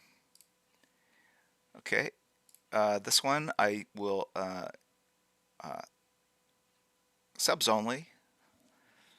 Just because yesterday we like every now and then, every other like giveaway probably is like open to everybody. But if you want the feet, it's going to cost you. I would love that line to be in a superhero movie. Pandemus, how do you pass on a giveaway? Now, that's some spunk there, right? That's some brass ballage for sure. All right, here we go. Drucifer, 5,000 following since 4/6/2018. Congrats, Drucifer, 5,000. Way, dude, way. It's just a piece of legal paper, dude.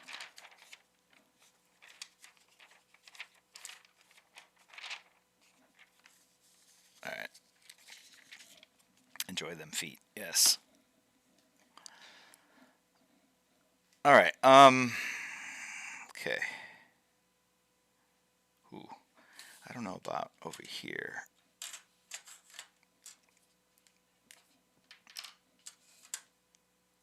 Okay, so we're going to put something in the foreground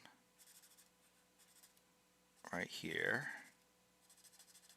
to kind of hide some of this background that I've created here,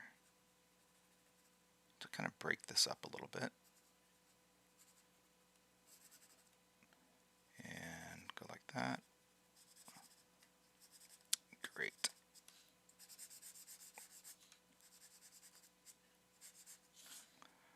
Identified that that was super not ideal.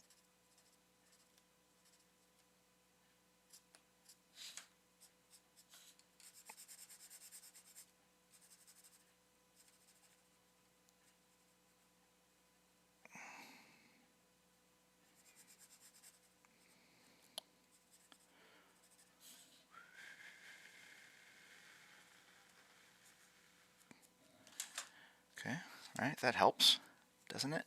Breaks up those long lines. Yeah, if you hold on to that feet drawing for like 20 years, you might be able to sell for $8. Yeah. Anyway. Let's go ahead and put a couple.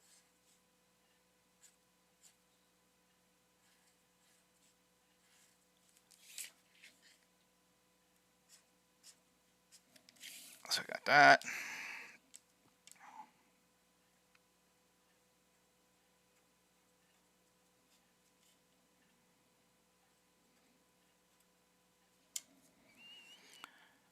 Sure, why not? Let's continue this. Let's see what happens if I continue this.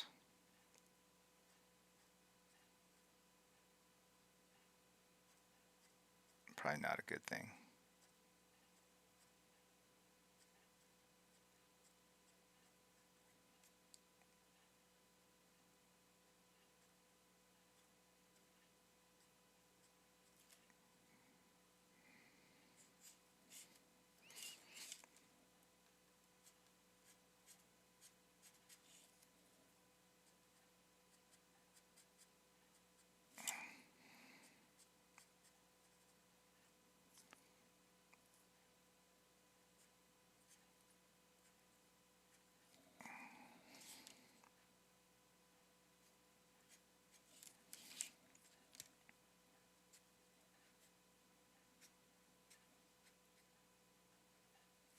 Okay.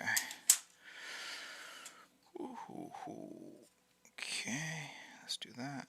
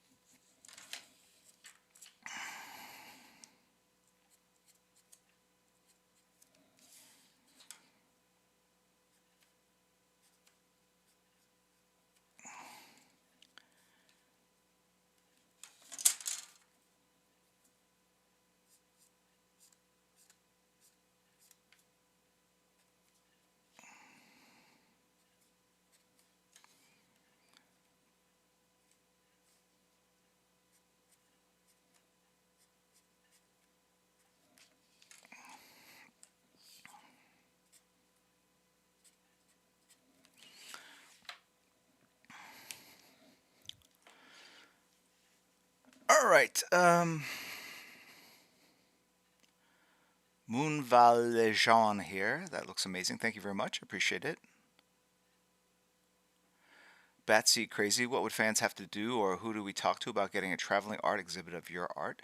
There is going to be a show, international show. I can't share the information, but there will be a show in another country soon of my work. So when I have news on that, I will share with you. Poser Tuttle, I'm glad you're back. Welcome back.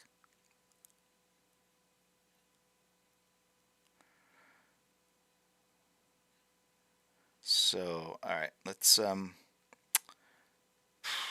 right, what am I going to do?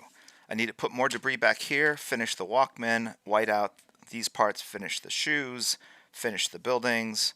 There's something weird going on down here. Hold on a second.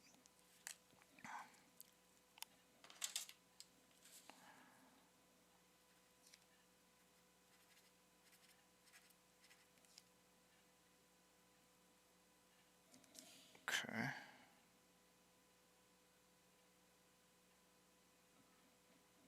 Uh-huh. Okay.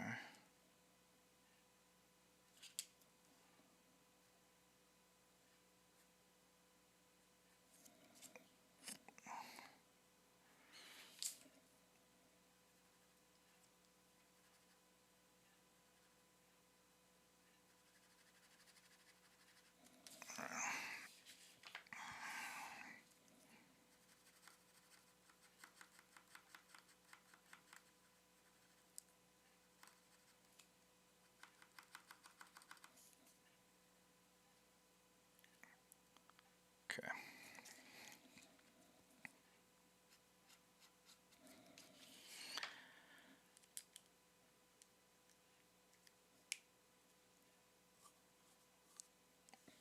Spencer New 52, please tell Joelle Jones that her art on Future State Wonder Woman is absolutely incredible. Wow, I could not agree with you more. She is a singular talent. Really, really great work. Always a delight to see her work when we publish it. All right. All right, let's finish the rest of the debris field. And I don't know what that's going to be, but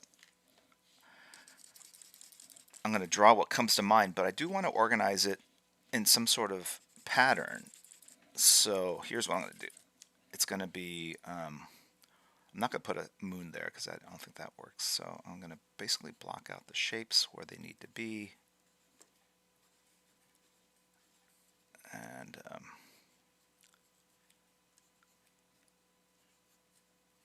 okay, I think that looks good.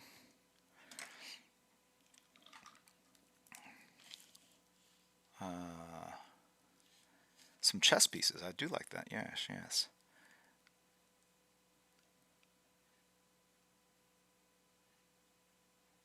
I don't know if that reads as a chess piece.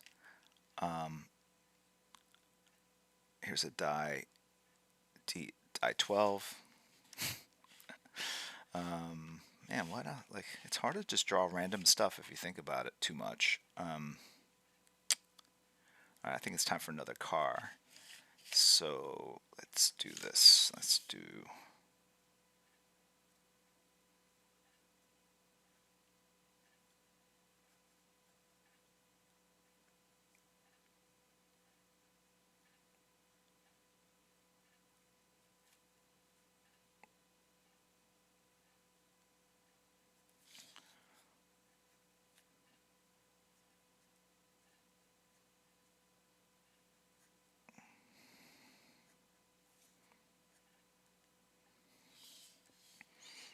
Okay.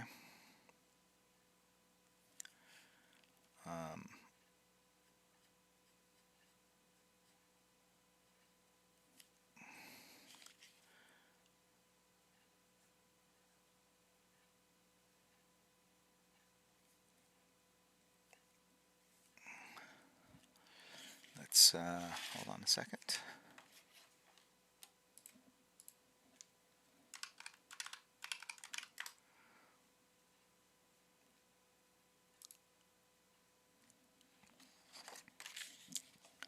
let's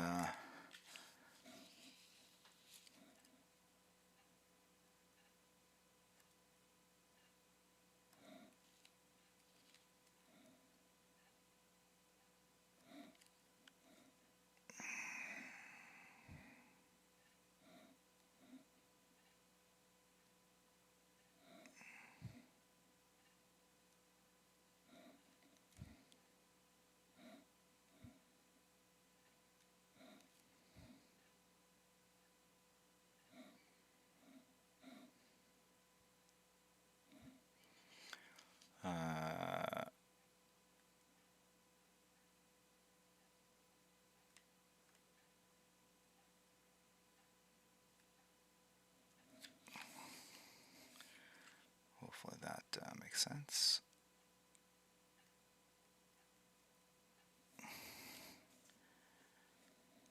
Okay.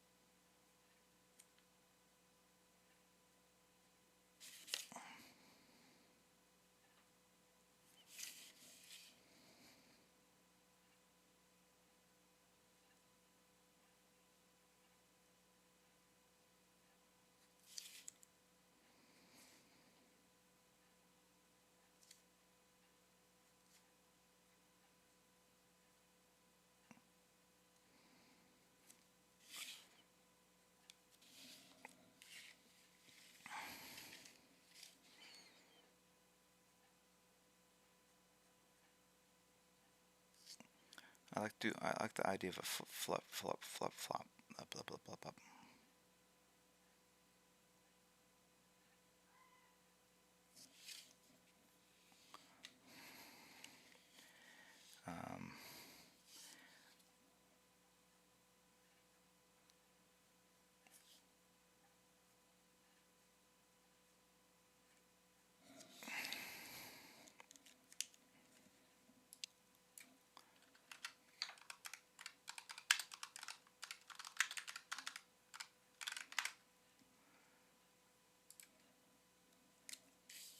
Okay.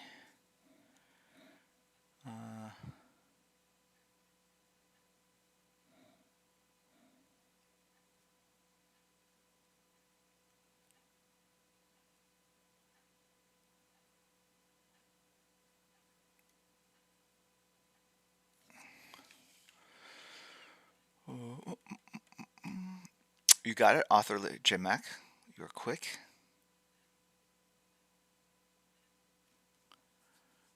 Juliot 88. This is for Scott Porter's charity. If you Google Scott Porter, the actor, you'll see he does a yearly benefit. I think this is from 2 or 3 years ago. 2 years ago. So.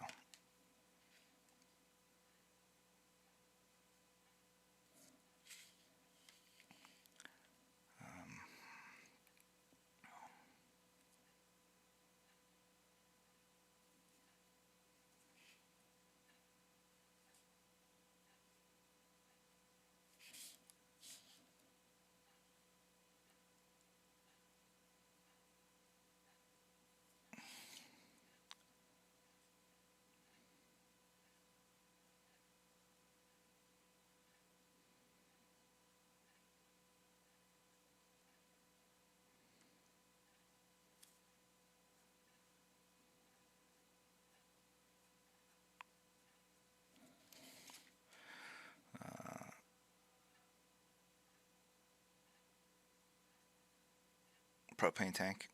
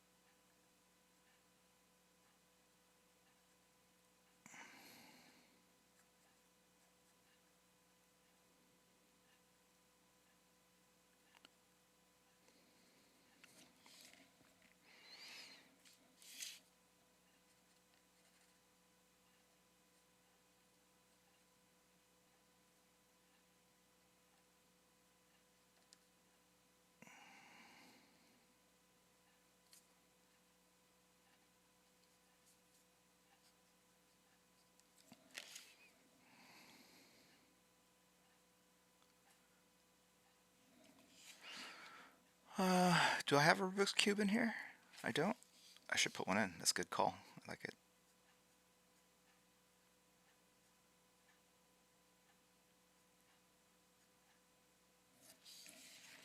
There we go. Podium chair.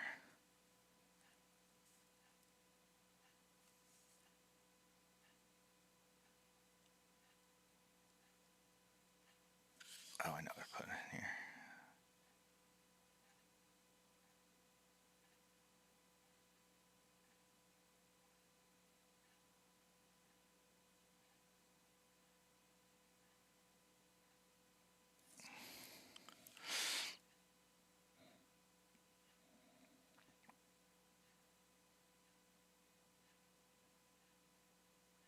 This was going to be a Viking helmet. This looks like a power lantern of some sort, but but it could be a patio heater too. Probably works better as a patio heater.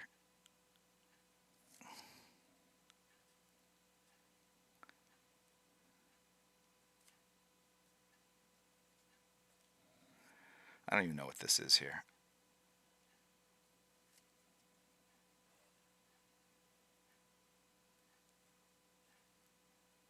I'll make it something. I don't know what though.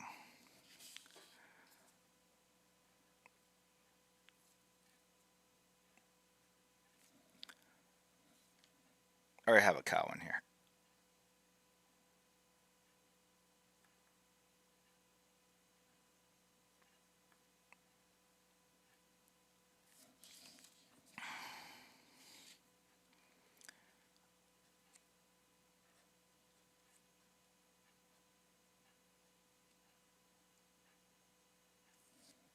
I have no idea what this is that I'm drawing. I just have to make it into something.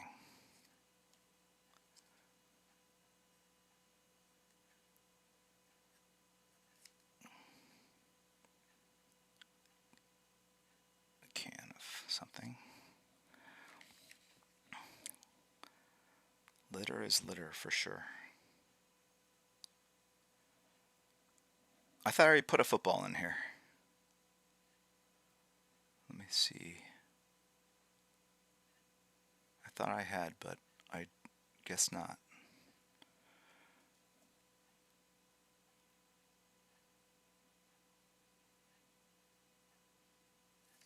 And then maybe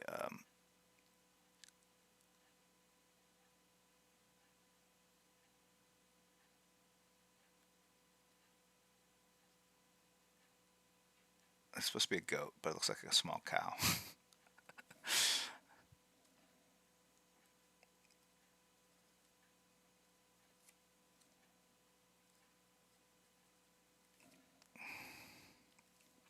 This is a circuit board. I've decided it's a circuit board. It's a PC that's been taken apart.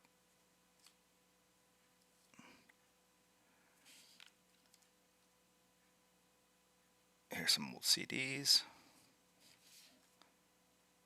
AOL burners.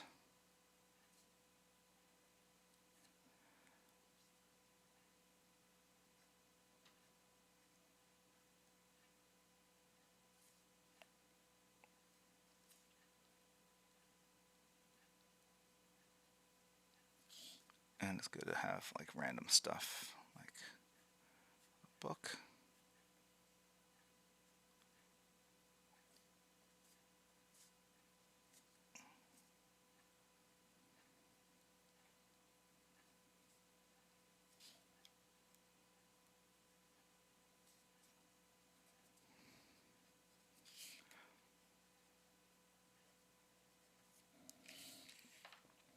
All right, so I think I got the debris field finished.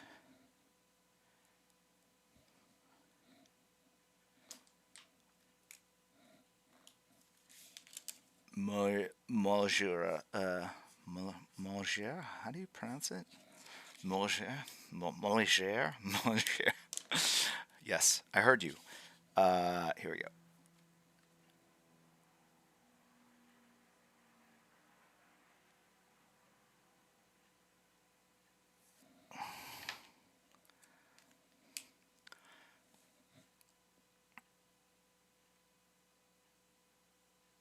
Okay.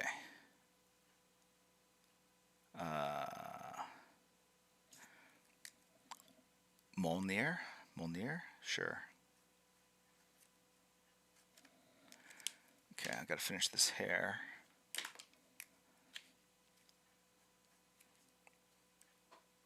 I noticed that some people thought she was rogue because the center part of her hair was kind of left white, and that was not intentional.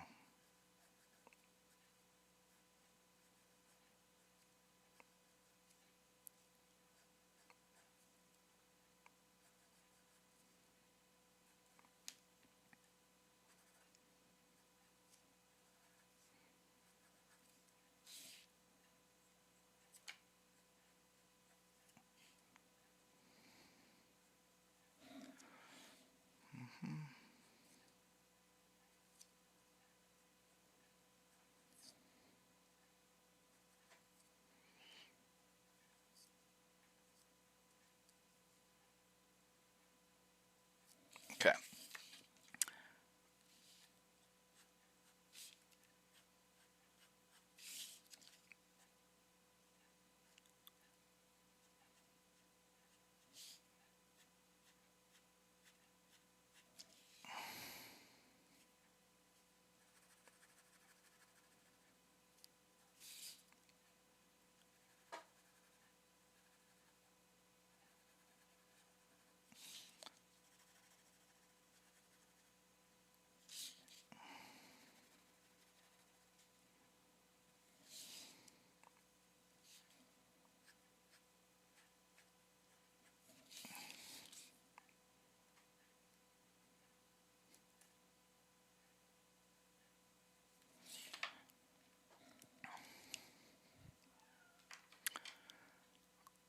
Thank you very much for the bits, Jorge4277. Is there a yo-yo? I guess I could put a yo-yo.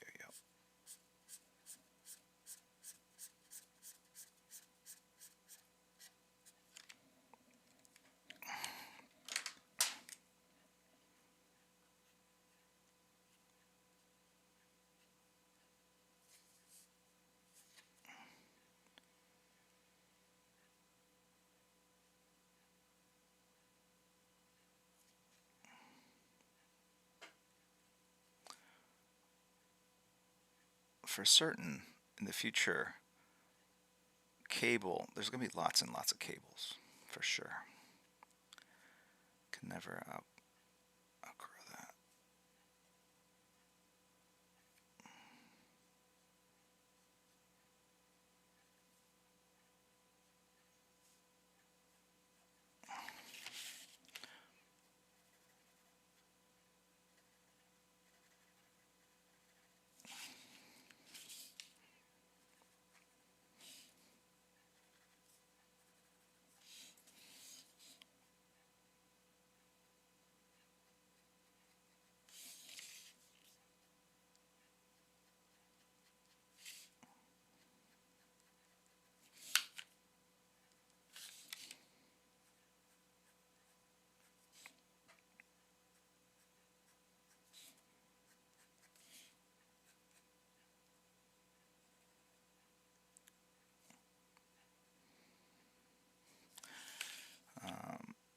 Okay.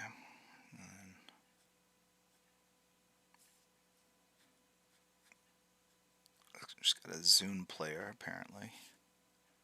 Old school.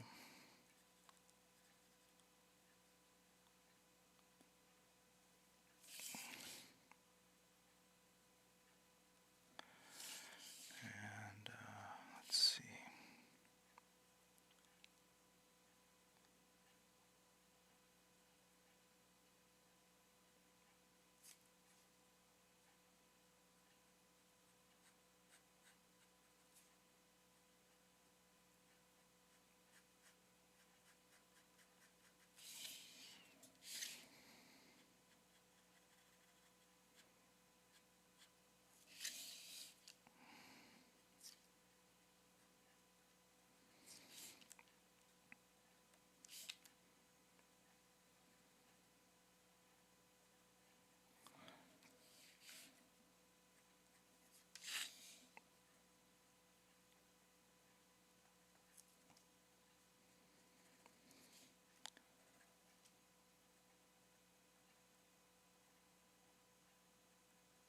deep in thought.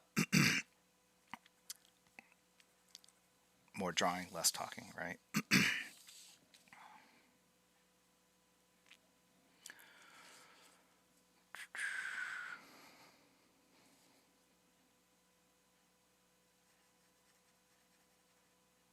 So I'm just now playing with like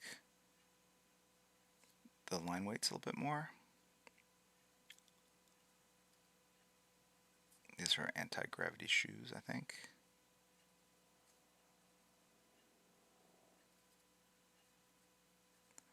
Feet.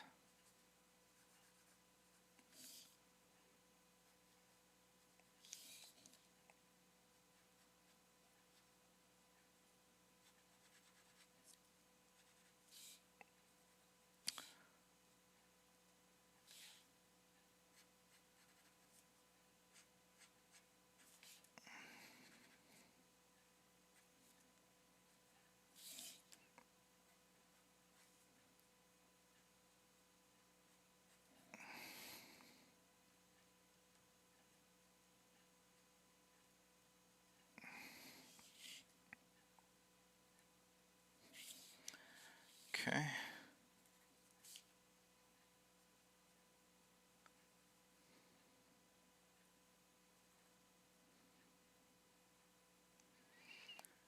I think I screwed this up. I think that's supposed to be black in there. So let's go ahead and make that black. There we go.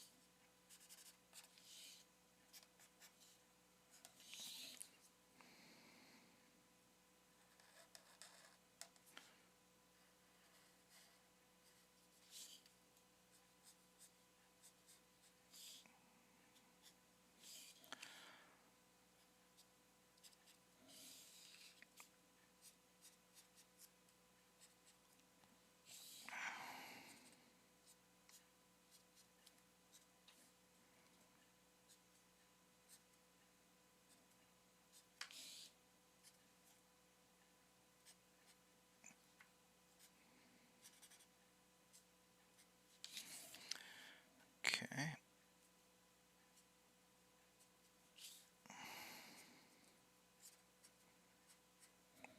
All right.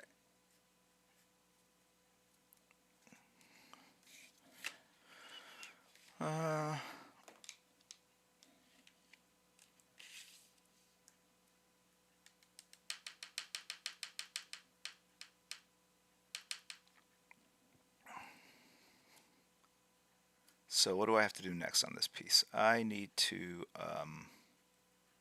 do the whiteout. And then there's stars. Maybe a little more debris. Probably darken the city a bit. Right, I'm looking at this and seeing this like dark here, light here. So I want to think about kind of pulling over some of the values a little bit.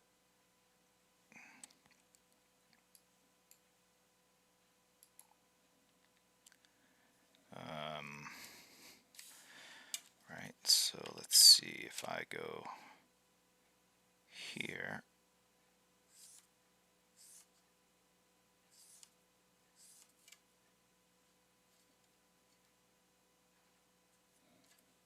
Okay. Probably this building here, right?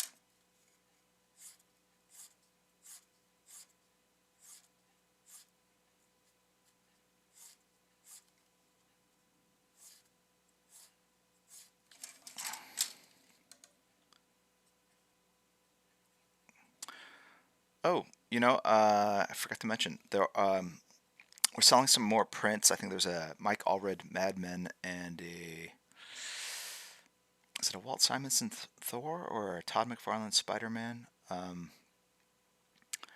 Hey, CGifts84. Thank you for the bits. I will drop the links to those auctions in the Discord channel. Yeah, those are the Wildstorm Iris prints. There's some more coming up. Oh, so it's Todd McFarlane and Mike Allred. There's another one of mine. I think a Travis Shure. So more prints coming in. Check them out. 7-day auctions. The Discord channel has that info. And yeah. Okay.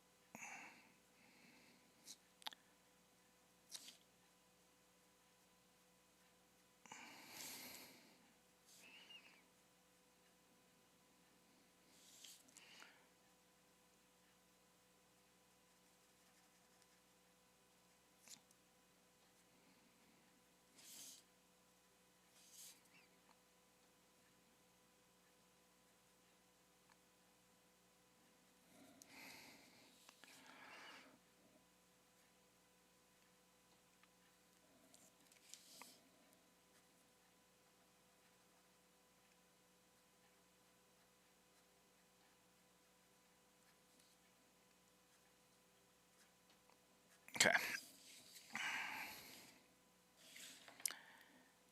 All right.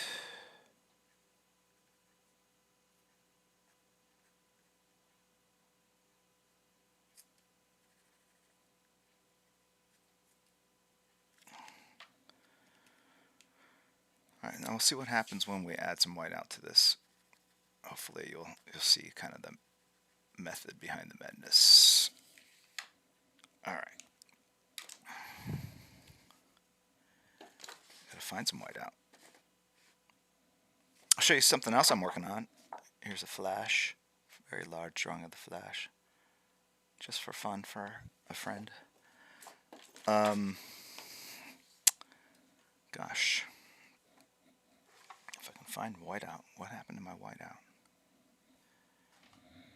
Hold on one second, folks. I'm looking for the whiteout. I might have to leave for a second. Be right back.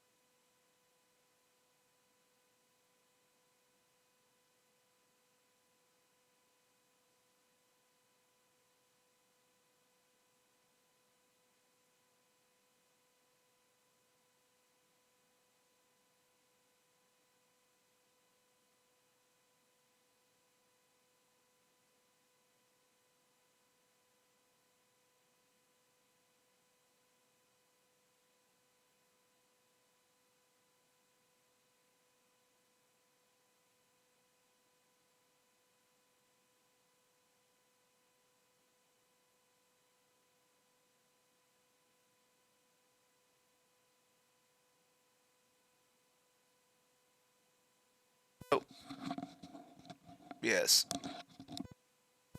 I said nothing important.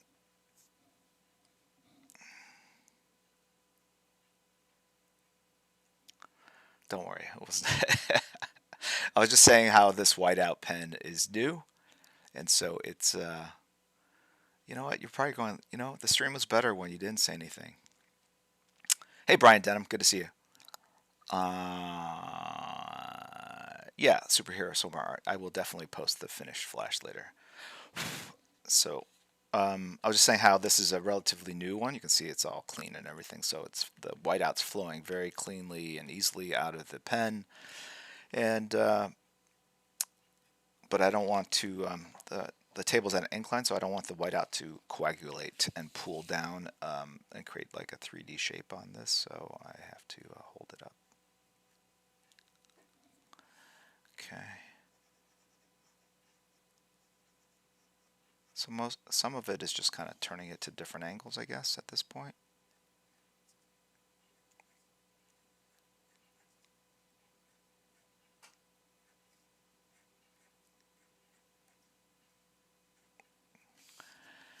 Okay.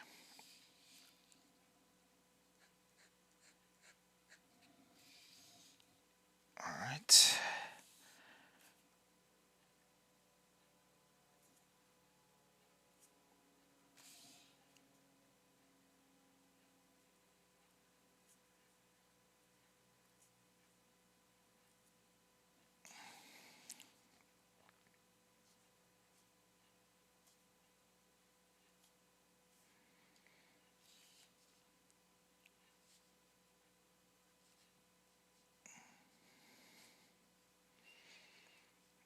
I gotta clean this up a lot. So basically it's gonna have to be a re-ink on top, I think. So here we go. That's the area that's gotta be re-inked. Now you don't want that to be too thick because it will break when the marker line goes through it. So let's just lay down a base tone. Try to keep it fairly flat. Kind of navigate around this drawing. I don't want to smear anything that I've already put white out on. And let's see. Like that.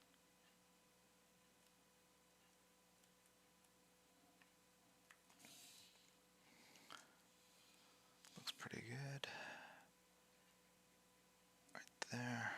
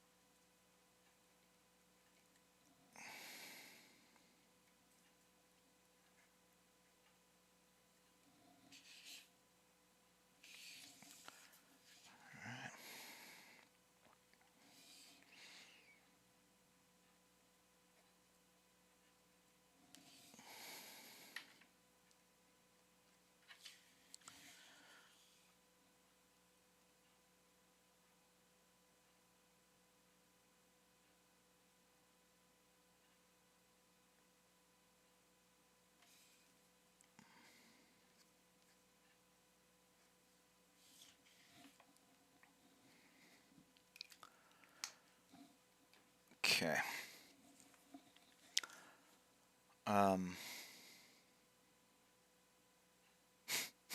Dave Boy C. Is it normal to actually be in love with Harley Quinn? Sure. Anything is permissible. This is a safe zone. You can share all your deepest thoughts with us. But be careful. Jonella, thank you very much for the bits. Revenge Sinister, 500 bits. Thank you very much. Appreciate it. Rokas und Brian Denham, Infected Rage 09 have all subbed and supported the stream. Thank you very much. Jay Horta 88. Meglin the Bard. Kanger Banger, good to see you. Welcome in. Kiwi Boy 03. Steak and Cheese. Yeah, baby. Secret Desk Clamp. Solid Spider Snake. Daniel J. Newman has gifted a sub to Daryl Bryan. Very cool. Thank you very much. Appreciate all that good cheer and support for one another. Very cool. Okay, so letting this continue to dry. Now I'll go back in with a black marker and clean up the white that I used to clean up the black. So it's just kind of a back and forth process, right? But you see how by drawing over, I don't know what I'm trying to say. What I'm doing ultimately is pulling her into the foreground, right?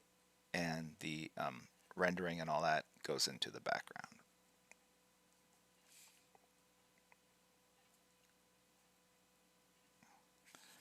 All right, so the whiteout can only go so thin, so I sometimes will go in with a black marker and thin out the lines manually. Let me tell you, so I use whiteout, but there's an artist, Michael Golden. He does these effects, but he does it in the drawing. So he doesn't use any whiteout. It looks like whiteout effects, but he's actually drawing around. I mean, he's just so meticulous and crazy in that sense. Like, it's amazing. If you look at his original, it's super rare to see whiteout. He does it all ahead of time, plans it out, pencils it, inks around it. I mean, it's pretty amazing if you see one of his originals.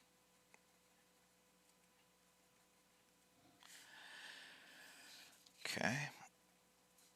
So see how these white shapes kind of start falling apart? They don't feel like a form, so you have to go in and basically redraw around them to basically pull in the shapes and connect it up so it feels like a shoe.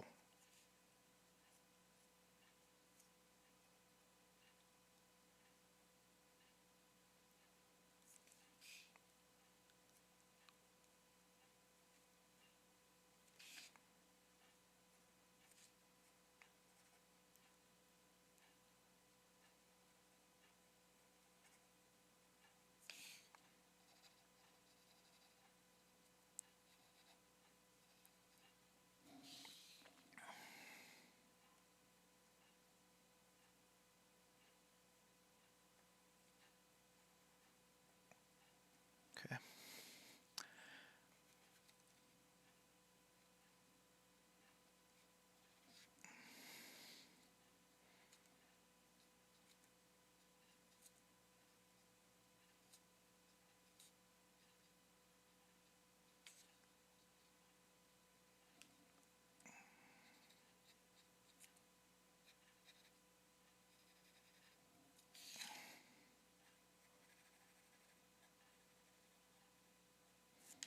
Okay.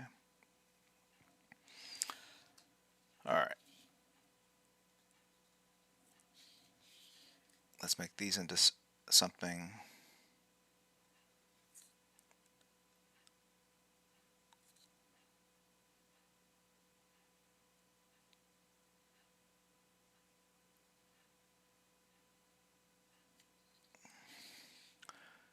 And, like I said before, the whiteout can only do such a certain level of thickness. So to get thinner lines, I need to go in and manually do this.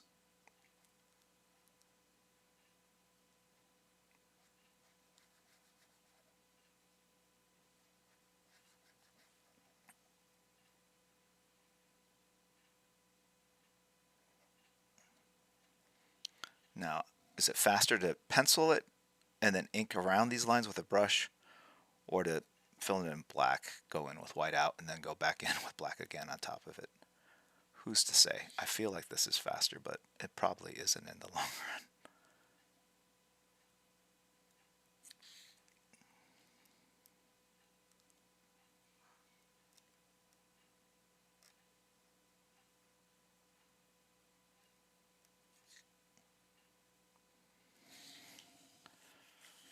All right.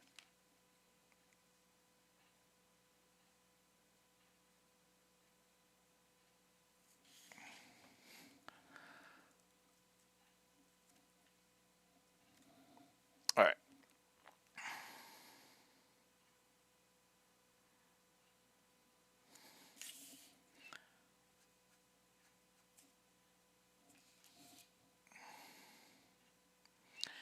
This looks pretty wonky to me, so I'm going to blacken in this building a bit.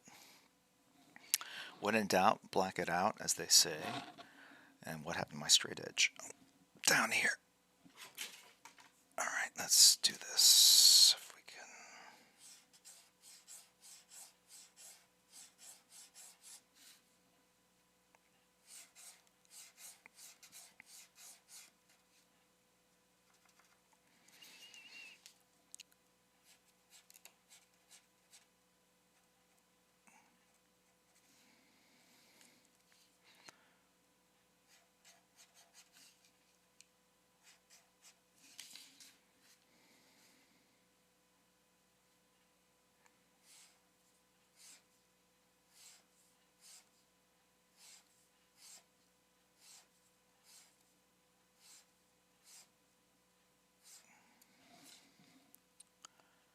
What time? 11:30. All right. Almost done. Almost done.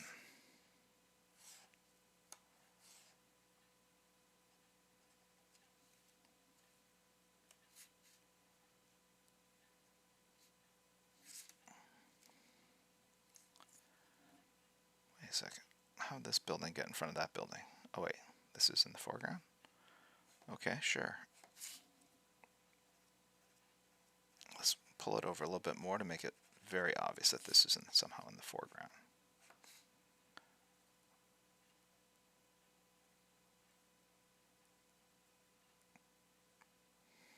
Okay. That helps.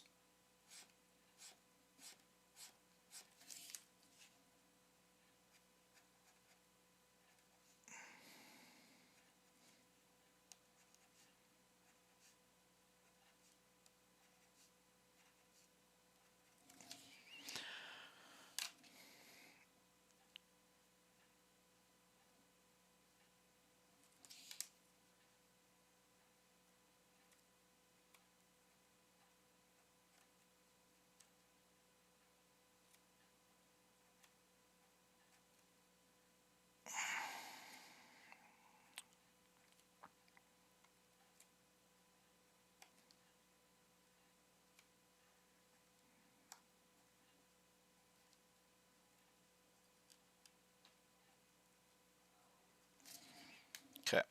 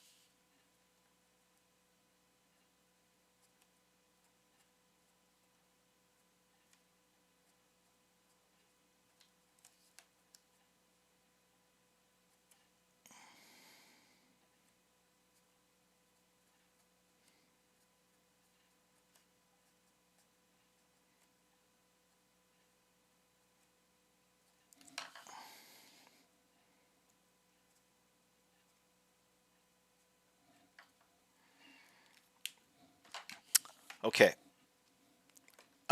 Some splatter. And we'll see if we can pull ourselves out of this piece and be done. Complete. Finished.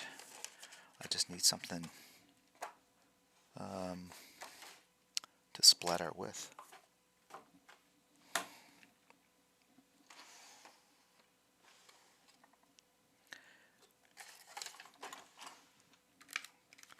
So, okay.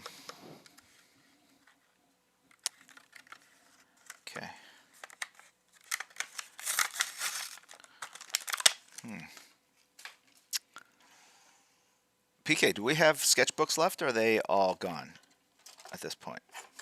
Can you confirm?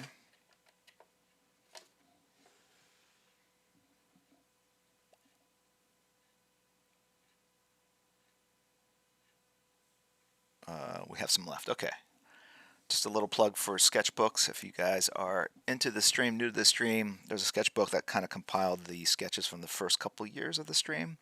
Lovely hardcover that Kirihiko designed and PK put together, and a lot of work went into it.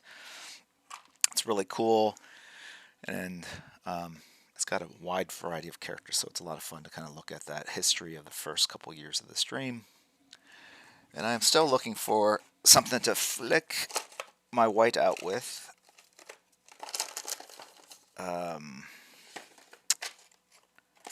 You know, when I traveled, I'd always have like hotel key cards with me, which made it super easy. All right, let's use this. Just need something with a little give and bounce. So put a little white out there, and then okay. More on the edges here. Maybe occasional up there.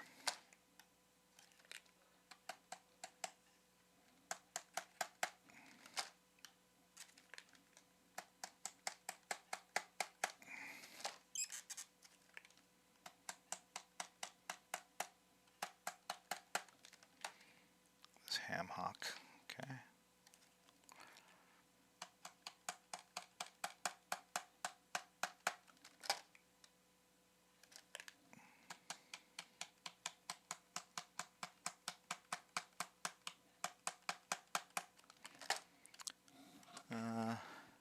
Also good for buildings, creates lights on the areas that are black.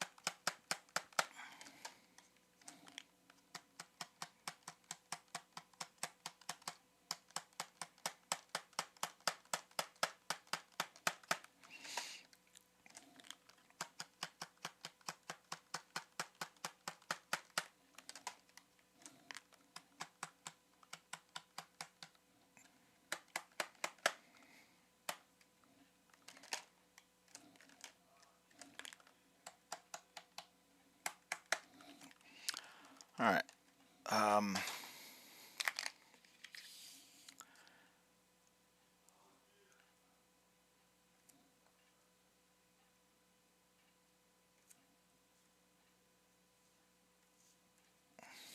Gotta re-ink this. I forgot about that over there.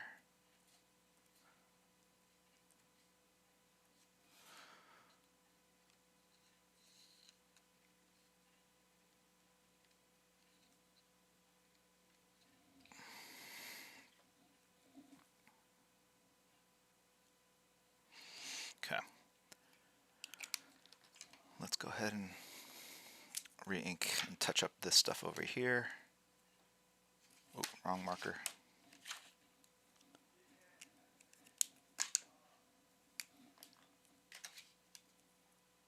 When you do this over the whiteout, you kind of have to use a thicker marker. If it's too thin, it will cut into the ink, the whiteout, and not give you the line you want.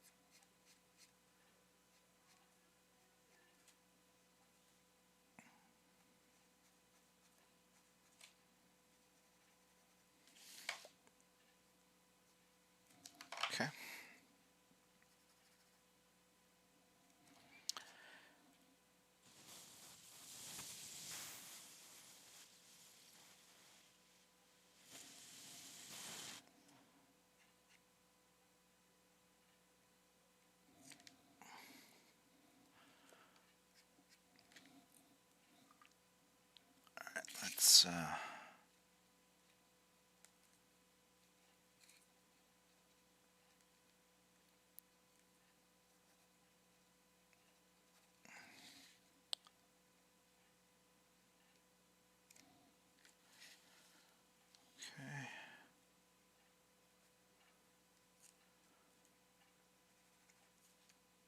Probably could just use some black shapes here in the background.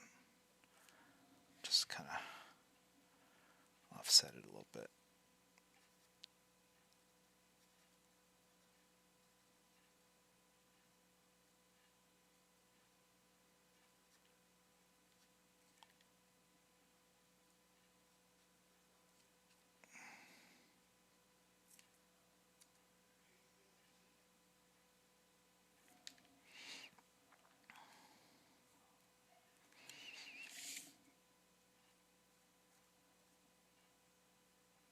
All right.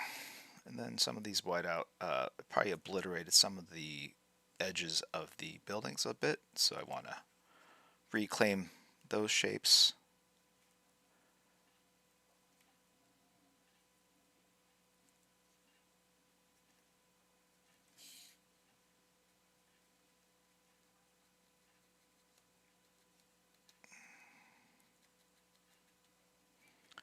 Okay. And let me see what happens if I...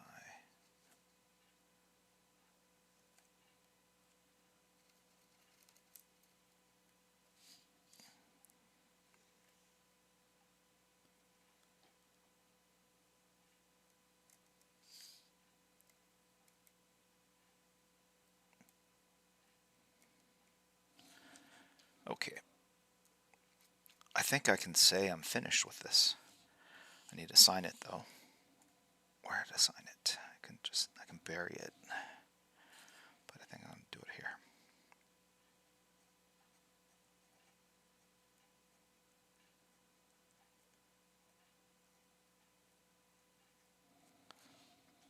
Do it in perspective.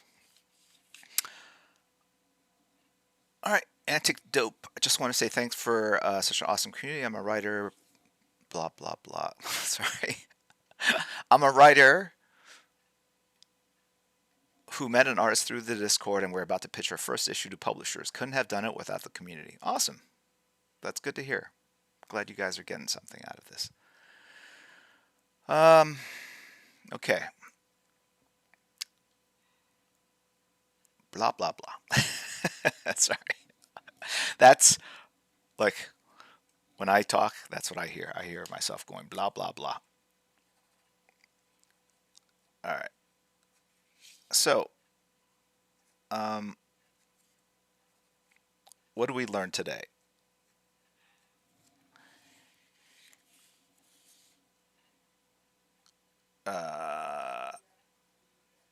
Drawing buildings is time consuming.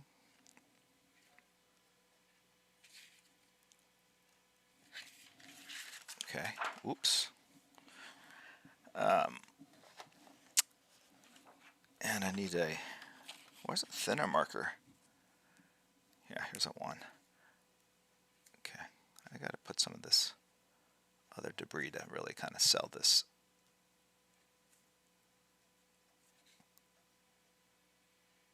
If I did this in a comic, I would have just drawn this one time, and then I would just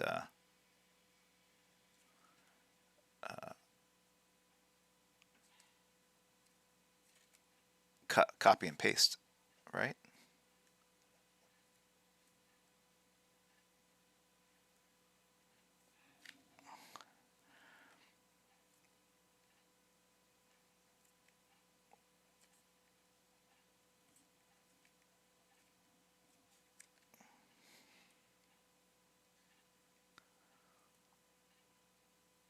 Doge.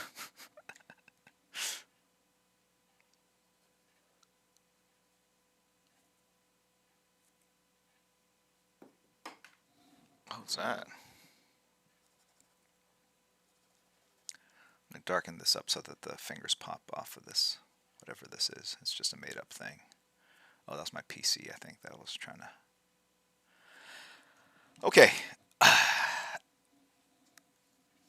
one last thing.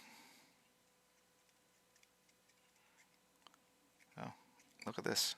Oh, almost splattered on the drawing. I was going to say almost out of ink. It's rare that I actually use a full bottle to the very end.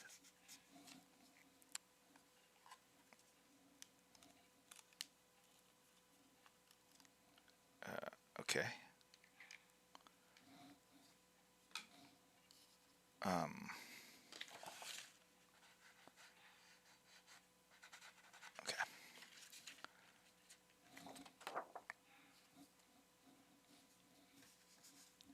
What a mess.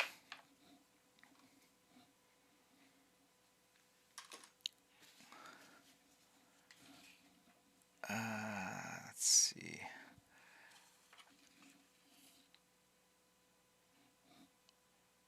There it is.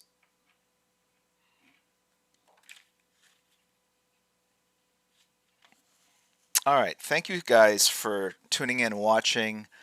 Almost hit a 3-hour stream today. We are going to go raid somebody. And I want to thank the mods, though. Kirihiko, tuning in from the Schweiz. Always blessed by her presence and calm, firm demeanor. We have Crispy Egg Roll, who is half awake, I am sure, and PK, who is probably playing 3 different games while he is modding here at the same time. But please thank them, not just for what they do here in stream, but also in Discord. Check out Crispy Egg Roll. What? I'm fully awake. Yeah. Check out Discord for the links to those print auctions. There'll be more coming up. Check out. Hit up PK if you're interested in a sketchbook. Streaming again this Saturday, drawing on Greg Miller's PS5. And then after that, I might rev up the silent auctions again. Like I said, I just like to mix it up, do something different every time. I do get bored kind of doing the same thing over and over. But thank you guys for tuning in. And let me find out who we're going to raid. And I appreciate you guys being here and spending your Sunday with me.